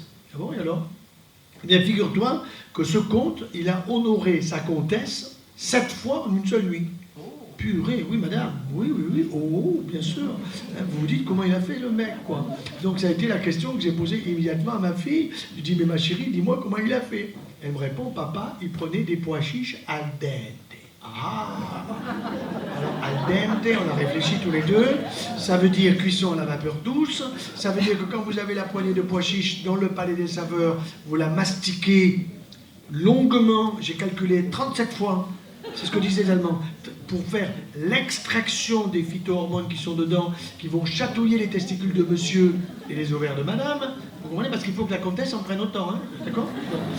Si en plus vous faites légèrement germer, c'est la totale. Si vous ajoutez de l'huile d'olive de chez vous, plus du persil, plus de l'amande, ça se mange à genoux. Eh bien moi je vais vous dire, dans le Var, dans 15 jours, il n'y a plus de pois chiches à vendre. Et je sais qu'il y a un village du Var, parce qu'il m'est arrivé de venir dans le Var pour parler des produits ancestraux. Comment il s'appelle ce village qui n'est pas très loin d'ici? Ils font que des pois chiches. Rosier, c'est ça? Rousier? Rousier. J'avais vu le maire qui était au premier rang, je ne savais pas que c'est le maire de Rousier, tout d'un coup je le vois gonfler comme un bibendor. Je dis mais monsieur le maire, qu'avez-vous? Il me dit chez moi on ne fait que des pois chiches. Et il était content. Hein. Donc je suis sûr que... Non mais c'est fabuleux. Alors à la sortie les hommes ils viennent. Docteur, vous en prenez combien vous des pois chiches? 2 fois par semaine évidemment. Alors pour que les légumineuses soient bonnes pour votre santé, c'est-à-dire pas trop cuites, c'est-à-dire pas farineuses, parce que dès que ça devient farineux, c'est du sucre et ça fermente. Des gaz. Et ça fait des gaz, oui. Et on flotte à la piscine, c'est ça? On flotte à la piscine et on est suivi par la pétarade. Bon, alors vous les faites tremper la veille, vous mettez l'eau qui reste dans vos plantes, ça fait de l'azote, et vous les mettez sur la grille du cuit-vapeur, 5 minutes, pas plus, et vous les enlevez. Sinon vous perdez les effets. Voilà. Après, au sortir de la vapeur, vous mettez le thym, les herbes, vous assaisonnez, vous rajoutez un petit peu d'eau pour qu'il y ait un peu de jus. Mais là, vous allez pouvoir les manger en toute garantie de phytohormones, de pas sucre et de mastication. Question suivante. Je ne sais pas où est le micro. Mademoiselle du micro. Ce qui concerne Alors attendez. le gluten. Ah ben voilà, j'allais y venir au gluten. C'est vous là-bas le gluten? Pas du tout. Alors c'est quoi madame votre question? En fait, c'est pas vraiment une question, c'est juste que j'ai pas pu participer à la conférence parce que je suis très électrosensible et qu'il y a énormément de Wi-Fi. C'est enregistré, donc on vous passera l'enregistrement. C'est gentil, merci. Je voulais juste dire qu'à la suite d'une double vaccination, j'ai été alitée pendant 2 ans et demi et qu'à l'époque, pendant 2 ans, j'étais absolument capable de sentir et de vous dire ça c'est bio, ça c'est pas bio. Je ne le suis plus maintenant, mon corps s'est renforcé. Et je suis devenue extrêmement électrosensible et chimico-sensible depuis. Et ce que je voulais dire par rapport à l'alimentation bio, c'est qu'il y a très longtemps, on en parlait, c'était une pollution invisible, mais il n'y avait pas de prise de conscience. Et les champs électromagnétiques, c'est une pollution invisible, et les gens ne se rendent pas compte, mais ça fait tout autant de mal. Et manger bio, et ne pas faire attention à tout ce qui nous entoure, la Wi-Fi qui empêche de dormir, les téléphones DECT qui rayonnent 24 heures sur 24, qu'on les utilise ou pas, sur la table de chevet, entrent en interaction justement avec les métaux lourds qui sont dans le corps via la vaccination des médicaments. Il y a une prise de conscience actuelle, c'est vrai, oui. Mais bon, d'abord tout le monde n'est pas électrosensible, mais c'est vrai que les personnes électrosensibles, il faut les respecter, et que donc, c'est pour cette raison qu'au début d'ailleurs ça a été dit, pour que nous éteignions tous nos portables. Merci, c'est très très gentil, je vous remercie pour cette annonce et aussi pour la préface du livre du docteur Josette que vous avez oui, tout à fait. Sur les ondes électromagnétiques et les dents, enfin les métaux. Oui, je vois. Merci beaucoup. Avec plaisir. Alors, il y a une personne qui a parlé du gluten. Effectivement, j'avais prévu d'en parler et j'ai oublié. Donc, je vais vous expliquer. C'est quand même très important. Dans le mot gluten, vous avez le mot glu. Et glu, c'est la colle. Bon. Alors, qu'est-ce que c'est que le gluten? C'est tout simplement qu'à partir du grain de blé, on va fabriquer tout simplement du pain ou de la pâte. Bon. Cette pâte, ce sont des protéines qu'on appelle des prolamines. Il y en a de 2 types. L'une qu'on appelle des gliadines et l'autre qu'on appelle des gluténines.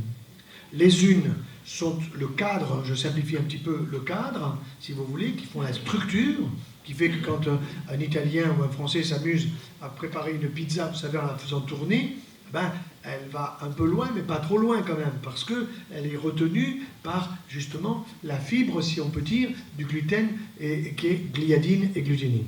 Alors, le problème, c'est que le blé d'autrefois, si vous vous souvenez, quand nous étions enfants, on pouvait se cacher dans un champ de blé.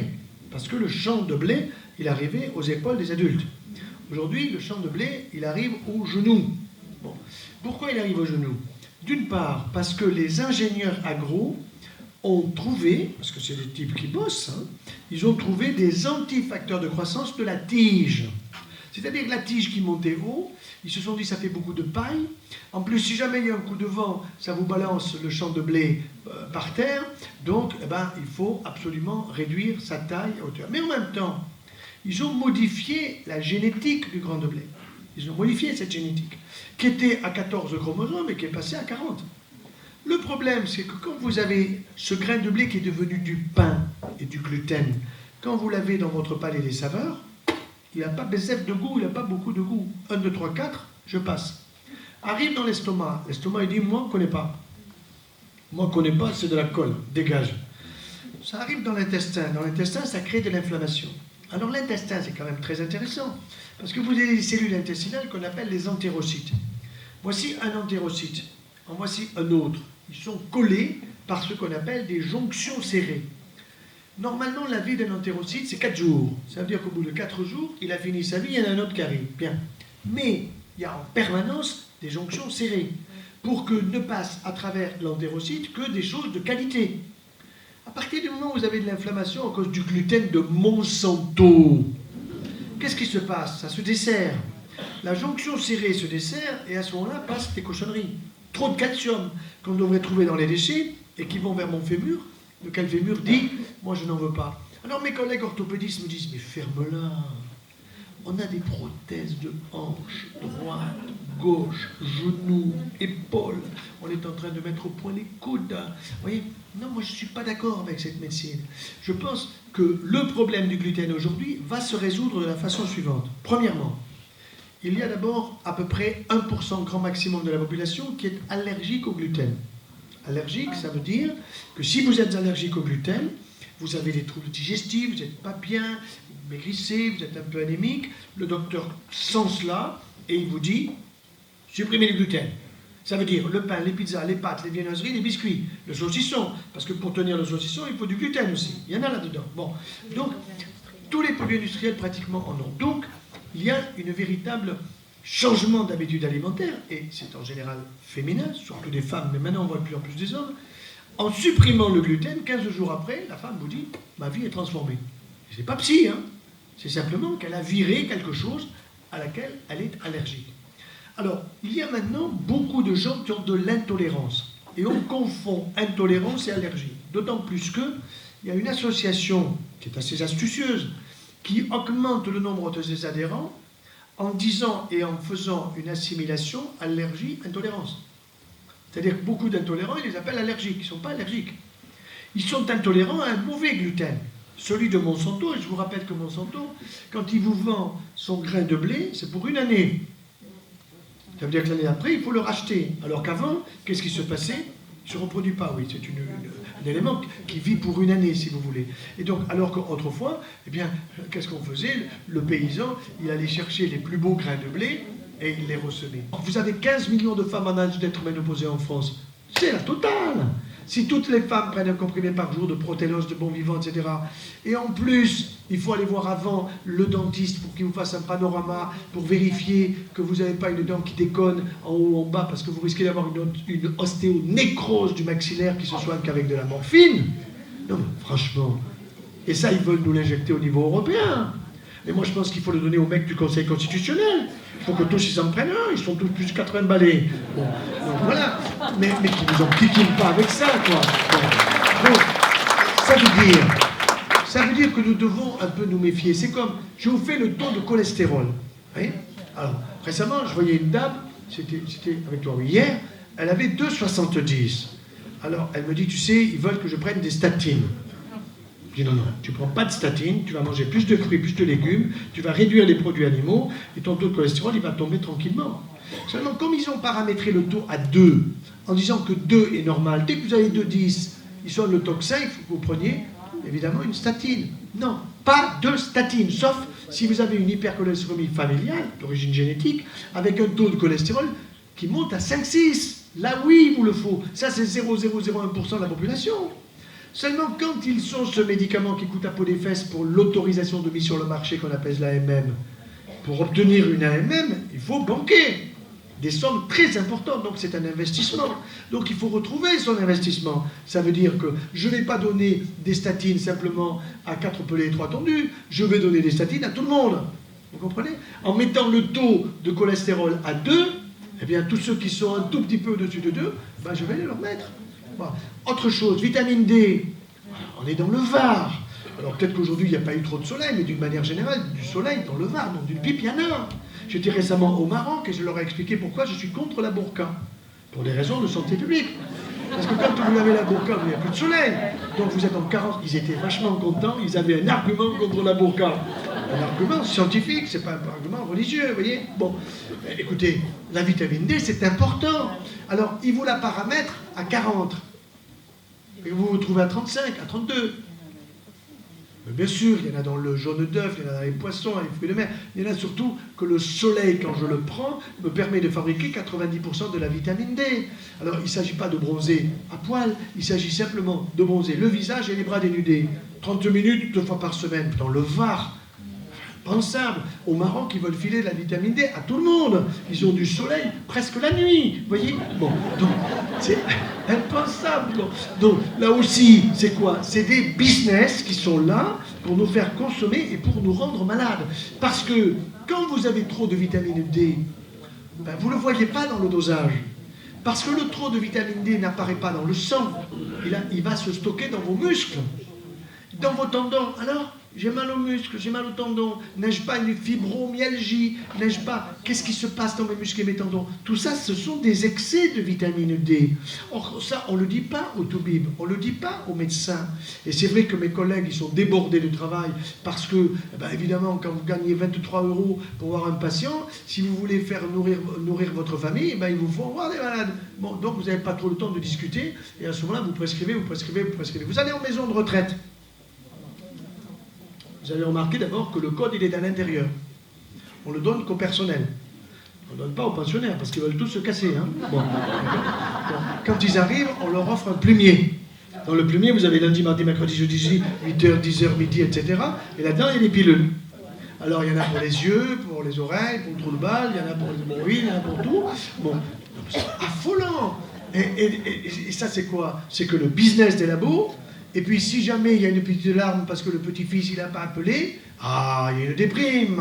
Donc, il faut le mettre au Prozac, il faut lui donner un somnifère. Alors qu'en réalité, il faudrait lui donner une petite cuillerée de miel, un petit carré de chocolat, hein, et que je prône des choses extrêmement simples pour la santé, sans passer par l'anxiolytique, le somnifère, l'antidépresseur, etc. Et maintenant, vous savez qu'on vient de démontrer que tous ces médicaments augmentent quoi? Les risques d'Alzheimer. C'est pour ça que mon prochain bouquin, ça va s'appeler, il sortira en septembre prochain, voulez-vous un Alzheimer ou un Parkinson? Point d'interrogation. Donc on va vous expliquer comment l'avoir, ce qui vous permettra de savoir comment pas l'avoir. C'est ça notre objectif, c'est évident. Donc, à partir de notre alimentation, il est évident que nous allons devoir prendre des habitudes nouvelles. Tout ce que vous dit la télé dans le domaine de la nutrition, c'est formidable, ce qu'il ne faut pas acheter. Déjà. Ça, c'est formidable. Quand on vous présente des tas de choses à la télé pour l'alimentation, c'est ce qu'il faut laisser au supermarché. Bon. Donc ça, c'est important à bien avoir en tête. Alors maintenant, quelle va être l'orientation? Ben, l'orientation sera, comme je l'ai dit, plus vers du bio. Mais vous allez avoir une orientation qui sera, et nous y sommes, méditerranéenne. Les Américains ont démontré ce qu'on a appelé le French Paradox. Et le French Paradox, c'est quoi? C'est un type fabuleux qui s'appelait Serge Renaud, qui a été d'abord pas reconnu par les Français, mais reconnu par les Canadiens et par les Américains, et qui a montré que le verre de vin à chaque repas, eh bien, ça réduit les maladies cardiovasculaires, ça réduit les accidents vasculaires cérébraux, etc. Attention, le ballon, je n'ai pas dit le litron, hein? Le ballon. Bon. Donc, ça, c'est un point très important. Mais ça veut dire que ce French Paradox, je pense qu'il faut l'élargir.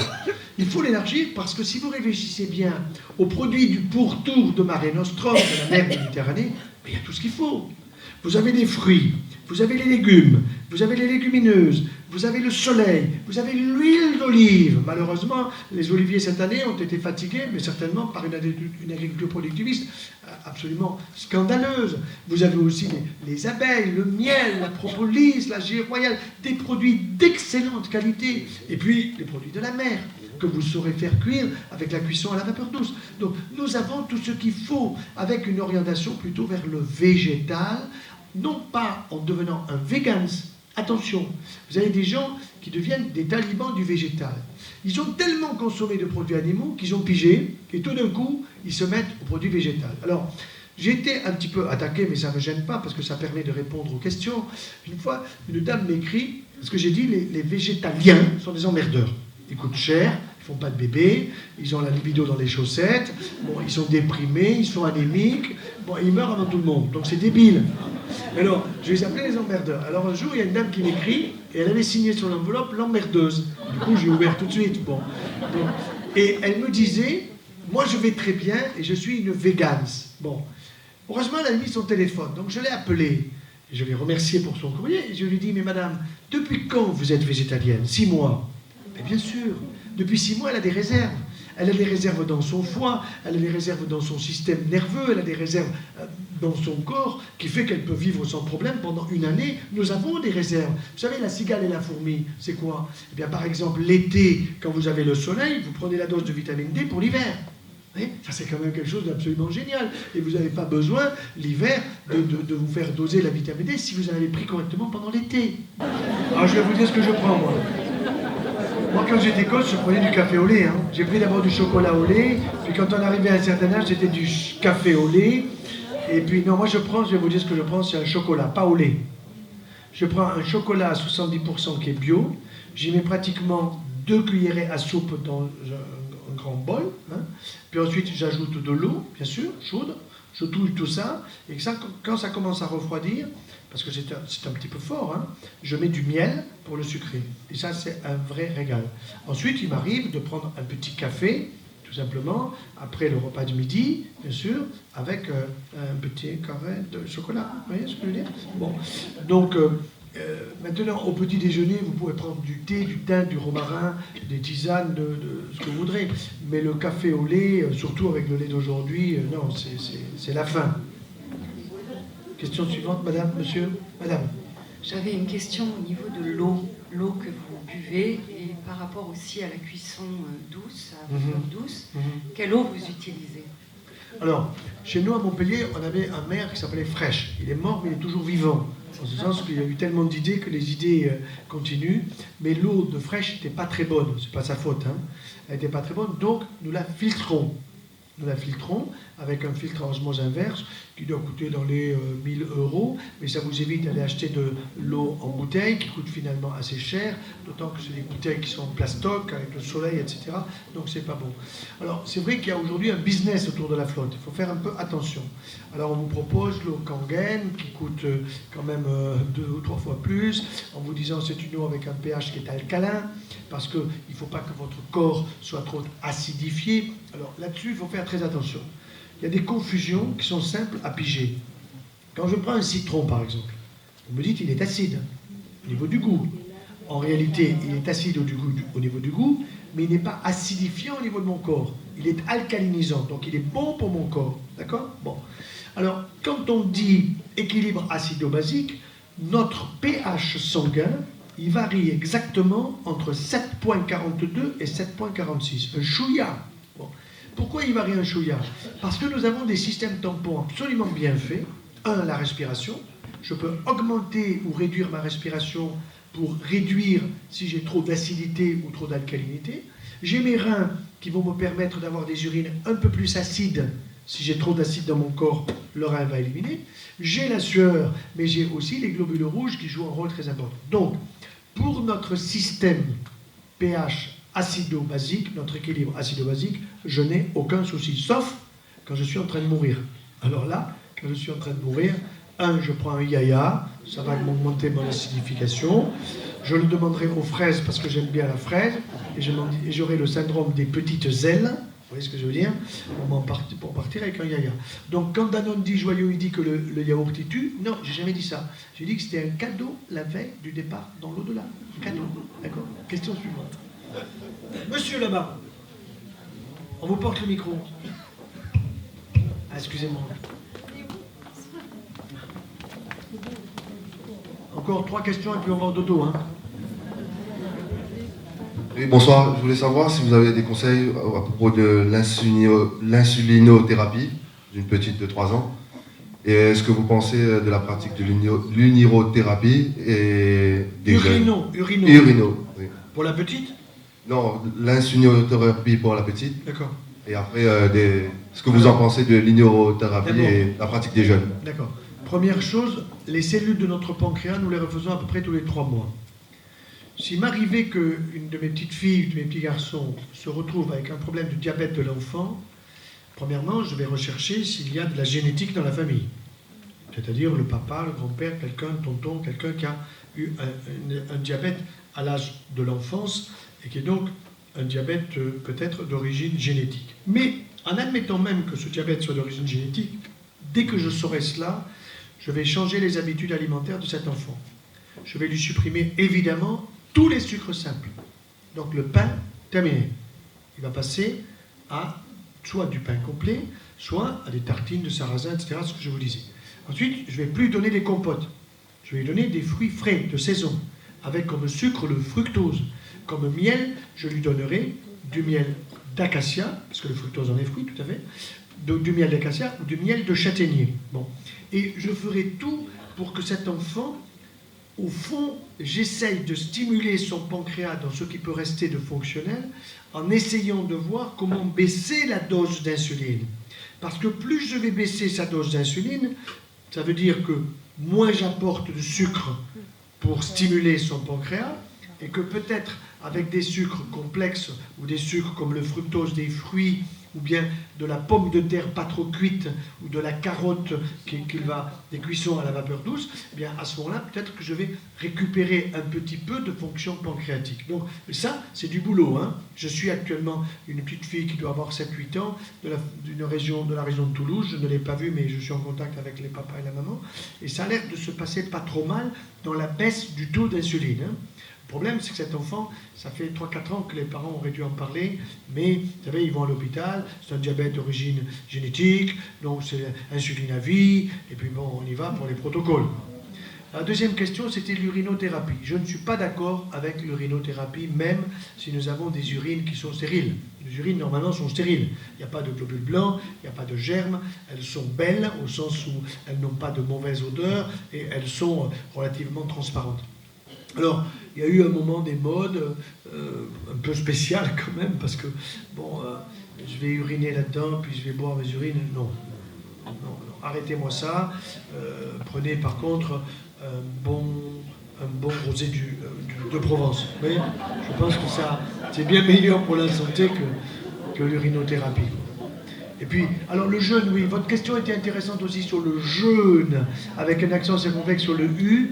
Imaginons que demain, c'est samedi, j'ai une chimiothérapie. Bon, j'ai un problème de cancer, il faut que j'ai une chimiothérapie. Donc, je vais jeûner aujourd'hui et je vais jeûner hier. C'est-à-dire les 2 jours avant, je vais me mettre au jus de légumes et au jus de fruits. Je ne vais pas forcer mon estomac, je vais y aller mollo. Donc, je ne vais pas lui donner de fibres, je vais lui donner des jus, mais dans lesquels j'apporte de bonnes choses qui sont des jus naturels avec un extracteur de jus, etc. Bon, ça c'est donc, demain c'est samedi, mais alors admettons j'ai ma chimio samedi, donc jeudi, vendredi je jeûne. Le jour de la chimio, n'en parlons pas, hein, parce que c'est quand même difficile parfois à supporter. Et encore un autre jour, le jour d'après. Grosso modo, ça vous fait 4-5 jours. Et là, vous allez bien supporter la chimiothérapie. Il y a des chimiothérapies utiles. Pour moi, il y en a quand même entre 30 et 40%. Ça veut dire qu'il y en a beaucoup qui sont inutiles. Hier encore, je voyais une dame, 89 ans, on lui balance une chimiothérapie. Mais ils veulent les envoyer au cimetière. C'est impensable. Seulement, je vais vous dire pourquoi. Nous avons dans les centres de cancérologie ce qu'on appelle des RCP. Alors, RCP, ça veut dire Réunion de concertation pluridisciplinaire. Vous avez là le chirurgien du cancer, le radiothérapeute, le biologiste, le chimiothérapeute, plus les élèves, les internes, là, bon, il y a du monde. Bon. En général, ça se passe à 6 heures du soir. Les gens sont fatigués par la journée. Il y en a qui fument. Il y en a d'autres qui mastiquent du chewing-gum. Il y en a qui discutent entre eux. Des derniers cas, de la petite infirmière qui est mignonne, de ci, de ça. Bon. Et puis, on présente les dossiers. Alors, l'interne présente le dossier. Alors, c'est Madame Untel, elle a 42 ans, elle a un T2, N1, M0, voilà. Et c'est un cancer du sein qui est comme ci et comme ça. Alors, le traitement que je propose, dit l'interne, c'est ça. Les autres, ils ont écouté un peu distraitement. Ok, au suivant, protocole. Oui, bon, moi, ça, je ne supporte pas. Alors, pour les malades que moi, je vois, j'ai tous les droits. Je veux dire, quand je dis j'ai tous les droits, je suis le médecin référent. Donc, je vois ce qu'a dit la RCP, mais je peux contester. Bon, et dans le dossier, j'explique, évidemment, et j'explique pourquoi je ne suis pas d'accord avec ce traitement qui est perçu, qui est donné, qui est trop important, ou bien au contraire, il m'arrive de dire, me dites, vous n'avez pas regardé le dossier comme il faut, cette femme, pour telle et telle raison, elle en a besoin. Vous voyez. Donc, le problème, c'est que dans les RCP, les malades, on ne les voit pas. On a un dossier en bois, quoi, un dossier de papier, vous comprenez? Et puis, je vous dis encore une fois, c'est en fin de journée, c'est pas très sûr. C'est pas très sûr, donc prudence. Question, monsieur? Madame, pardon. Attendez, on vous porte le micro. Puis il y a le jeune, là, il y a un jeune qui pose une question. Bonsoir. Bonsoir. Donc, vos patients, donc, vous les soignez en tant que cancérologue avec tout le savoir et tout le micro. Vous leur conseillez aussi donc le changement d'alimentation. Ah, bien sûr. D'accord. Mais d'ailleurs, c'est souvent pour ça qu'ils viennent me voir. D'accord. Je vais vous dire, j'ai quelque chose qui est très intéressant. Récemment, un jeune de 24 ans vient me voir de Paris avec le sida. Bon, donc il m'explique comment il a attrapé le sida, ce qui était parfaitement logique. Mais surtout, je me dis, mais pourquoi vous venez me voir? Moi, je suis cancérologue. Il me dit, attendez, regardez mon dossier. Alors, je note son dossier. Et quand il a eu le diagnostic qui a été fait, il avait un taux de virus dans son sang qui était monumental. Le virus HIV. Bon. Et puis, je continue à regarder le dossier, et je vois que 4 mois, il a un taux de virus qu'il a divisé par 5. Ben, je dis, montrez-moi le traitement. Alors, il me sort l'ordonnance de Cochin, l'hôpital Cochin à Paris. Ben, je lui dis, c'est vachement efficace. Hein. Il me dit, mais c'est que je ne l'ai pas fait. Pourquoi on ne l'a pas fait? Je lui dis, vous avez fait quoi? Il me dit, mais j'ai suivi vos conseils. Quel conseil? Ben, il me sort mon bouquin de son truc. Il avait souligné au stabilo, tout ça. Il me dit, j'ai supprimé le gluten, je prends beaucoup de fruits, je prends du bio, ta. Je dis, mais pourquoi vous venez me voir? Parce que je voudrais savoir si les produits de la ruche, il avait vu que j'avais fait un bouquin sur les abeilles et le chirurgien, si les produits d'abeilles, la propolis, la gelée royale, le miel, le cal, ça ne peut pas m'aider encore à faire baisser mon taux viral. Ah ben je dis, mais votre question est très pertinente. Donc on a discuté pendant 1 heure et je lui ai donné des conseils très précis. Mais je lui ai aussi dit avec honnêteté que je n'avais jamais vu la disparition à 0. On voit des régressions. C'est pour ça qu'aujourd'hui, quelqu'un qui est atteint par cette maladie qui est quand même pénible et dure, qui est le sida, syndrome d'immunodépression acquise, il y en a qui vivent 30 ans, 40 ans, aujourd'hui qui vivent presque aussi longtemps que les autres et qui suivent le traitement. Mais le plus intéressant, c'est quoi? Je lui ai dit, qu'est-ce que vous leur avez dit à Cochin?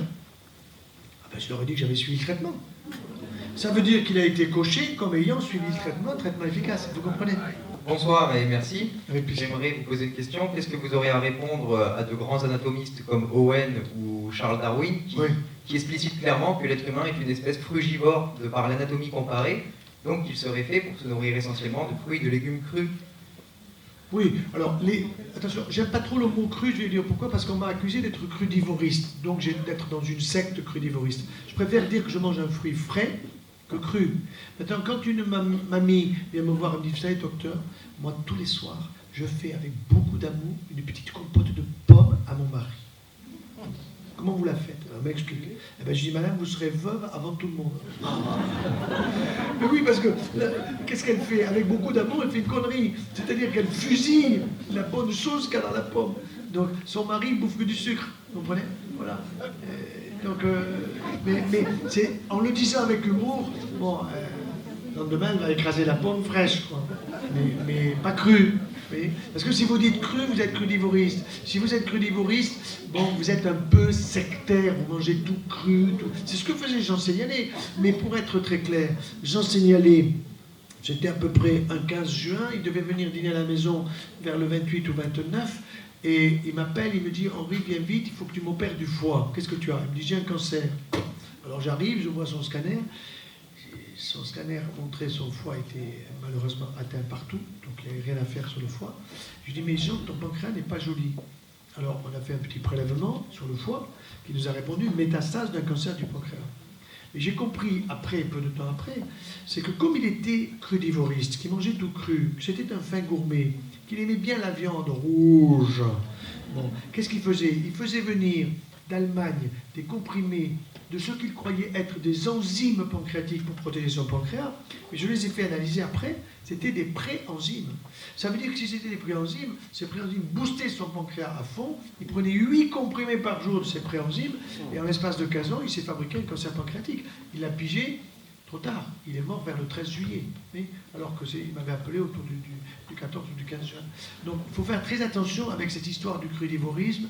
C'est un peu le problème du bouquin de Seignelay, où il pousse beaucoup trop, et dans ma préface, si vous regardez la préface, je lui dis, mais il était têtu comme une bourrique, je lui disais, Jean, je voudrais que tu enlèves le mot et tout ça, non, tout ça, bon. Mais le reste était bon. Bon, donc il faut parfois accepter, c'est comme Gernèse, ce dont on parlait tout à l'heure. Il y a des gens qui peuvent être très justes sur un secteur, et puis de temps en temps, il peut y avoir un excès sur l'autre. Dernière question, et on va se piéter. Alors attendez, pour ceux qui n'auront pas leur réponse, je vous donne un adresse mail. Bon, c'est Henri Joyeux, tout attaché en minuscule, Henri avec pas d'Y, un I, Henri Joyeux, tout attaché, @ me.com, me, c'est les 2 premières lettres de médecin.com. Alors attention, vous allez sur mon site internet. Là, vous avez contact. Le contact va vous ouvrir une page. Sur cette page, vous avez un petit carré. Il n'est pas très grand. Ça va vous aussi être synthétique. Parce qu'il y en a qui racontent leur vie. Bon, alors, je suis obligé parfois de lire parce qu'il y a des choses auxquelles il faut répondre. Mais vous prenez du temps sur un autre.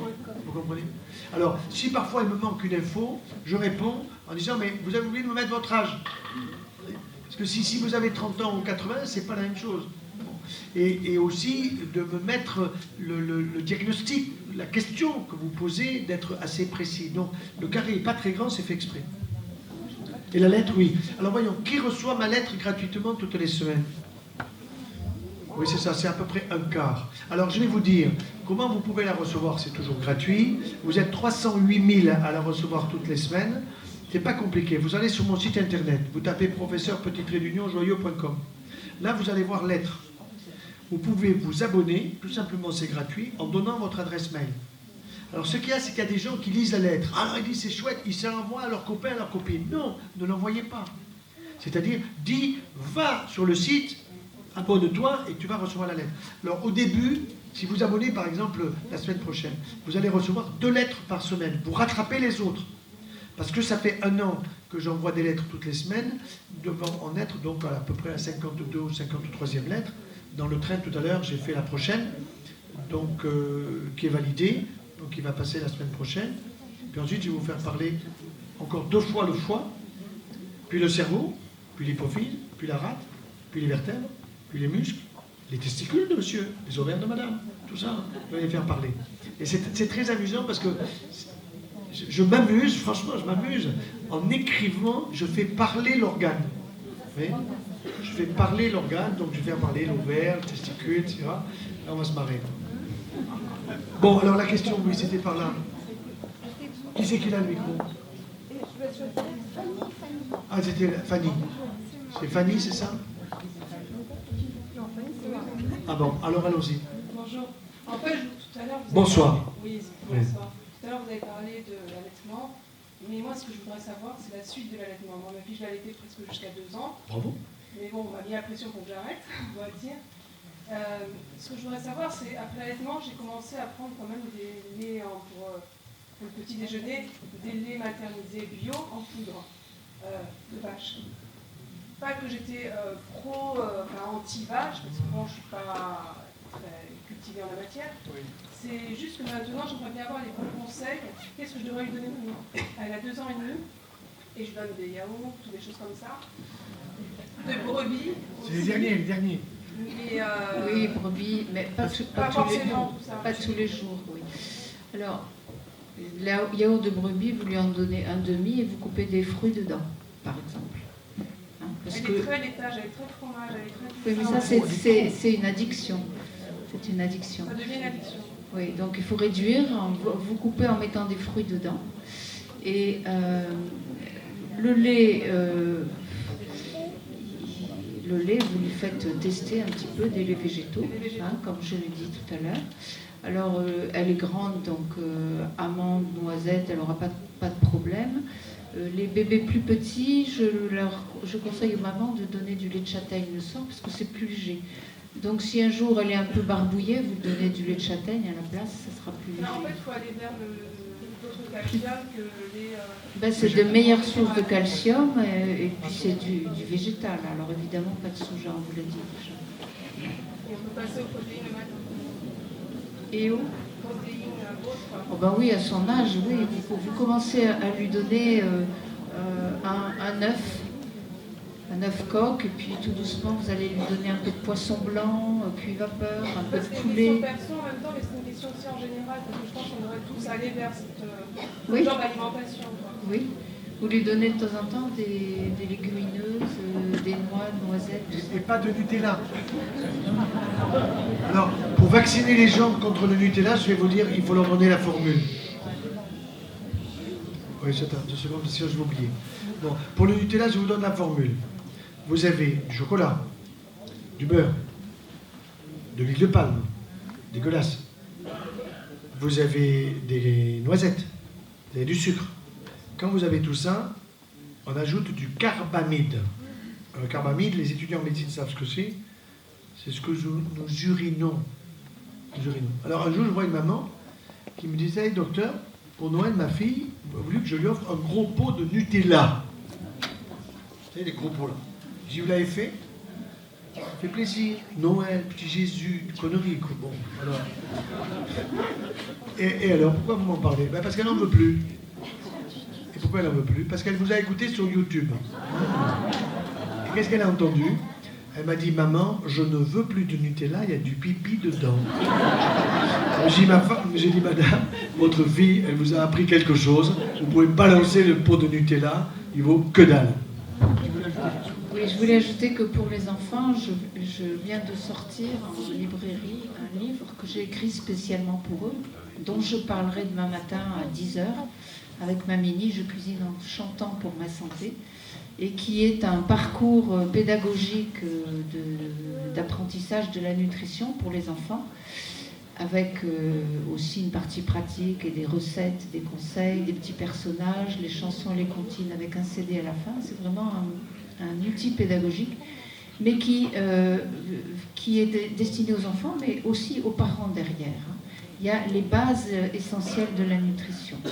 Donc ça peut être une aide aussi pour les mamans pour apprendre à nourrir leurs enfants.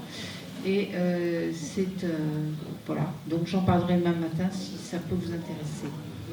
Conclusion, nous vous souhaitons à tous et à toutes une excellente santé en famille.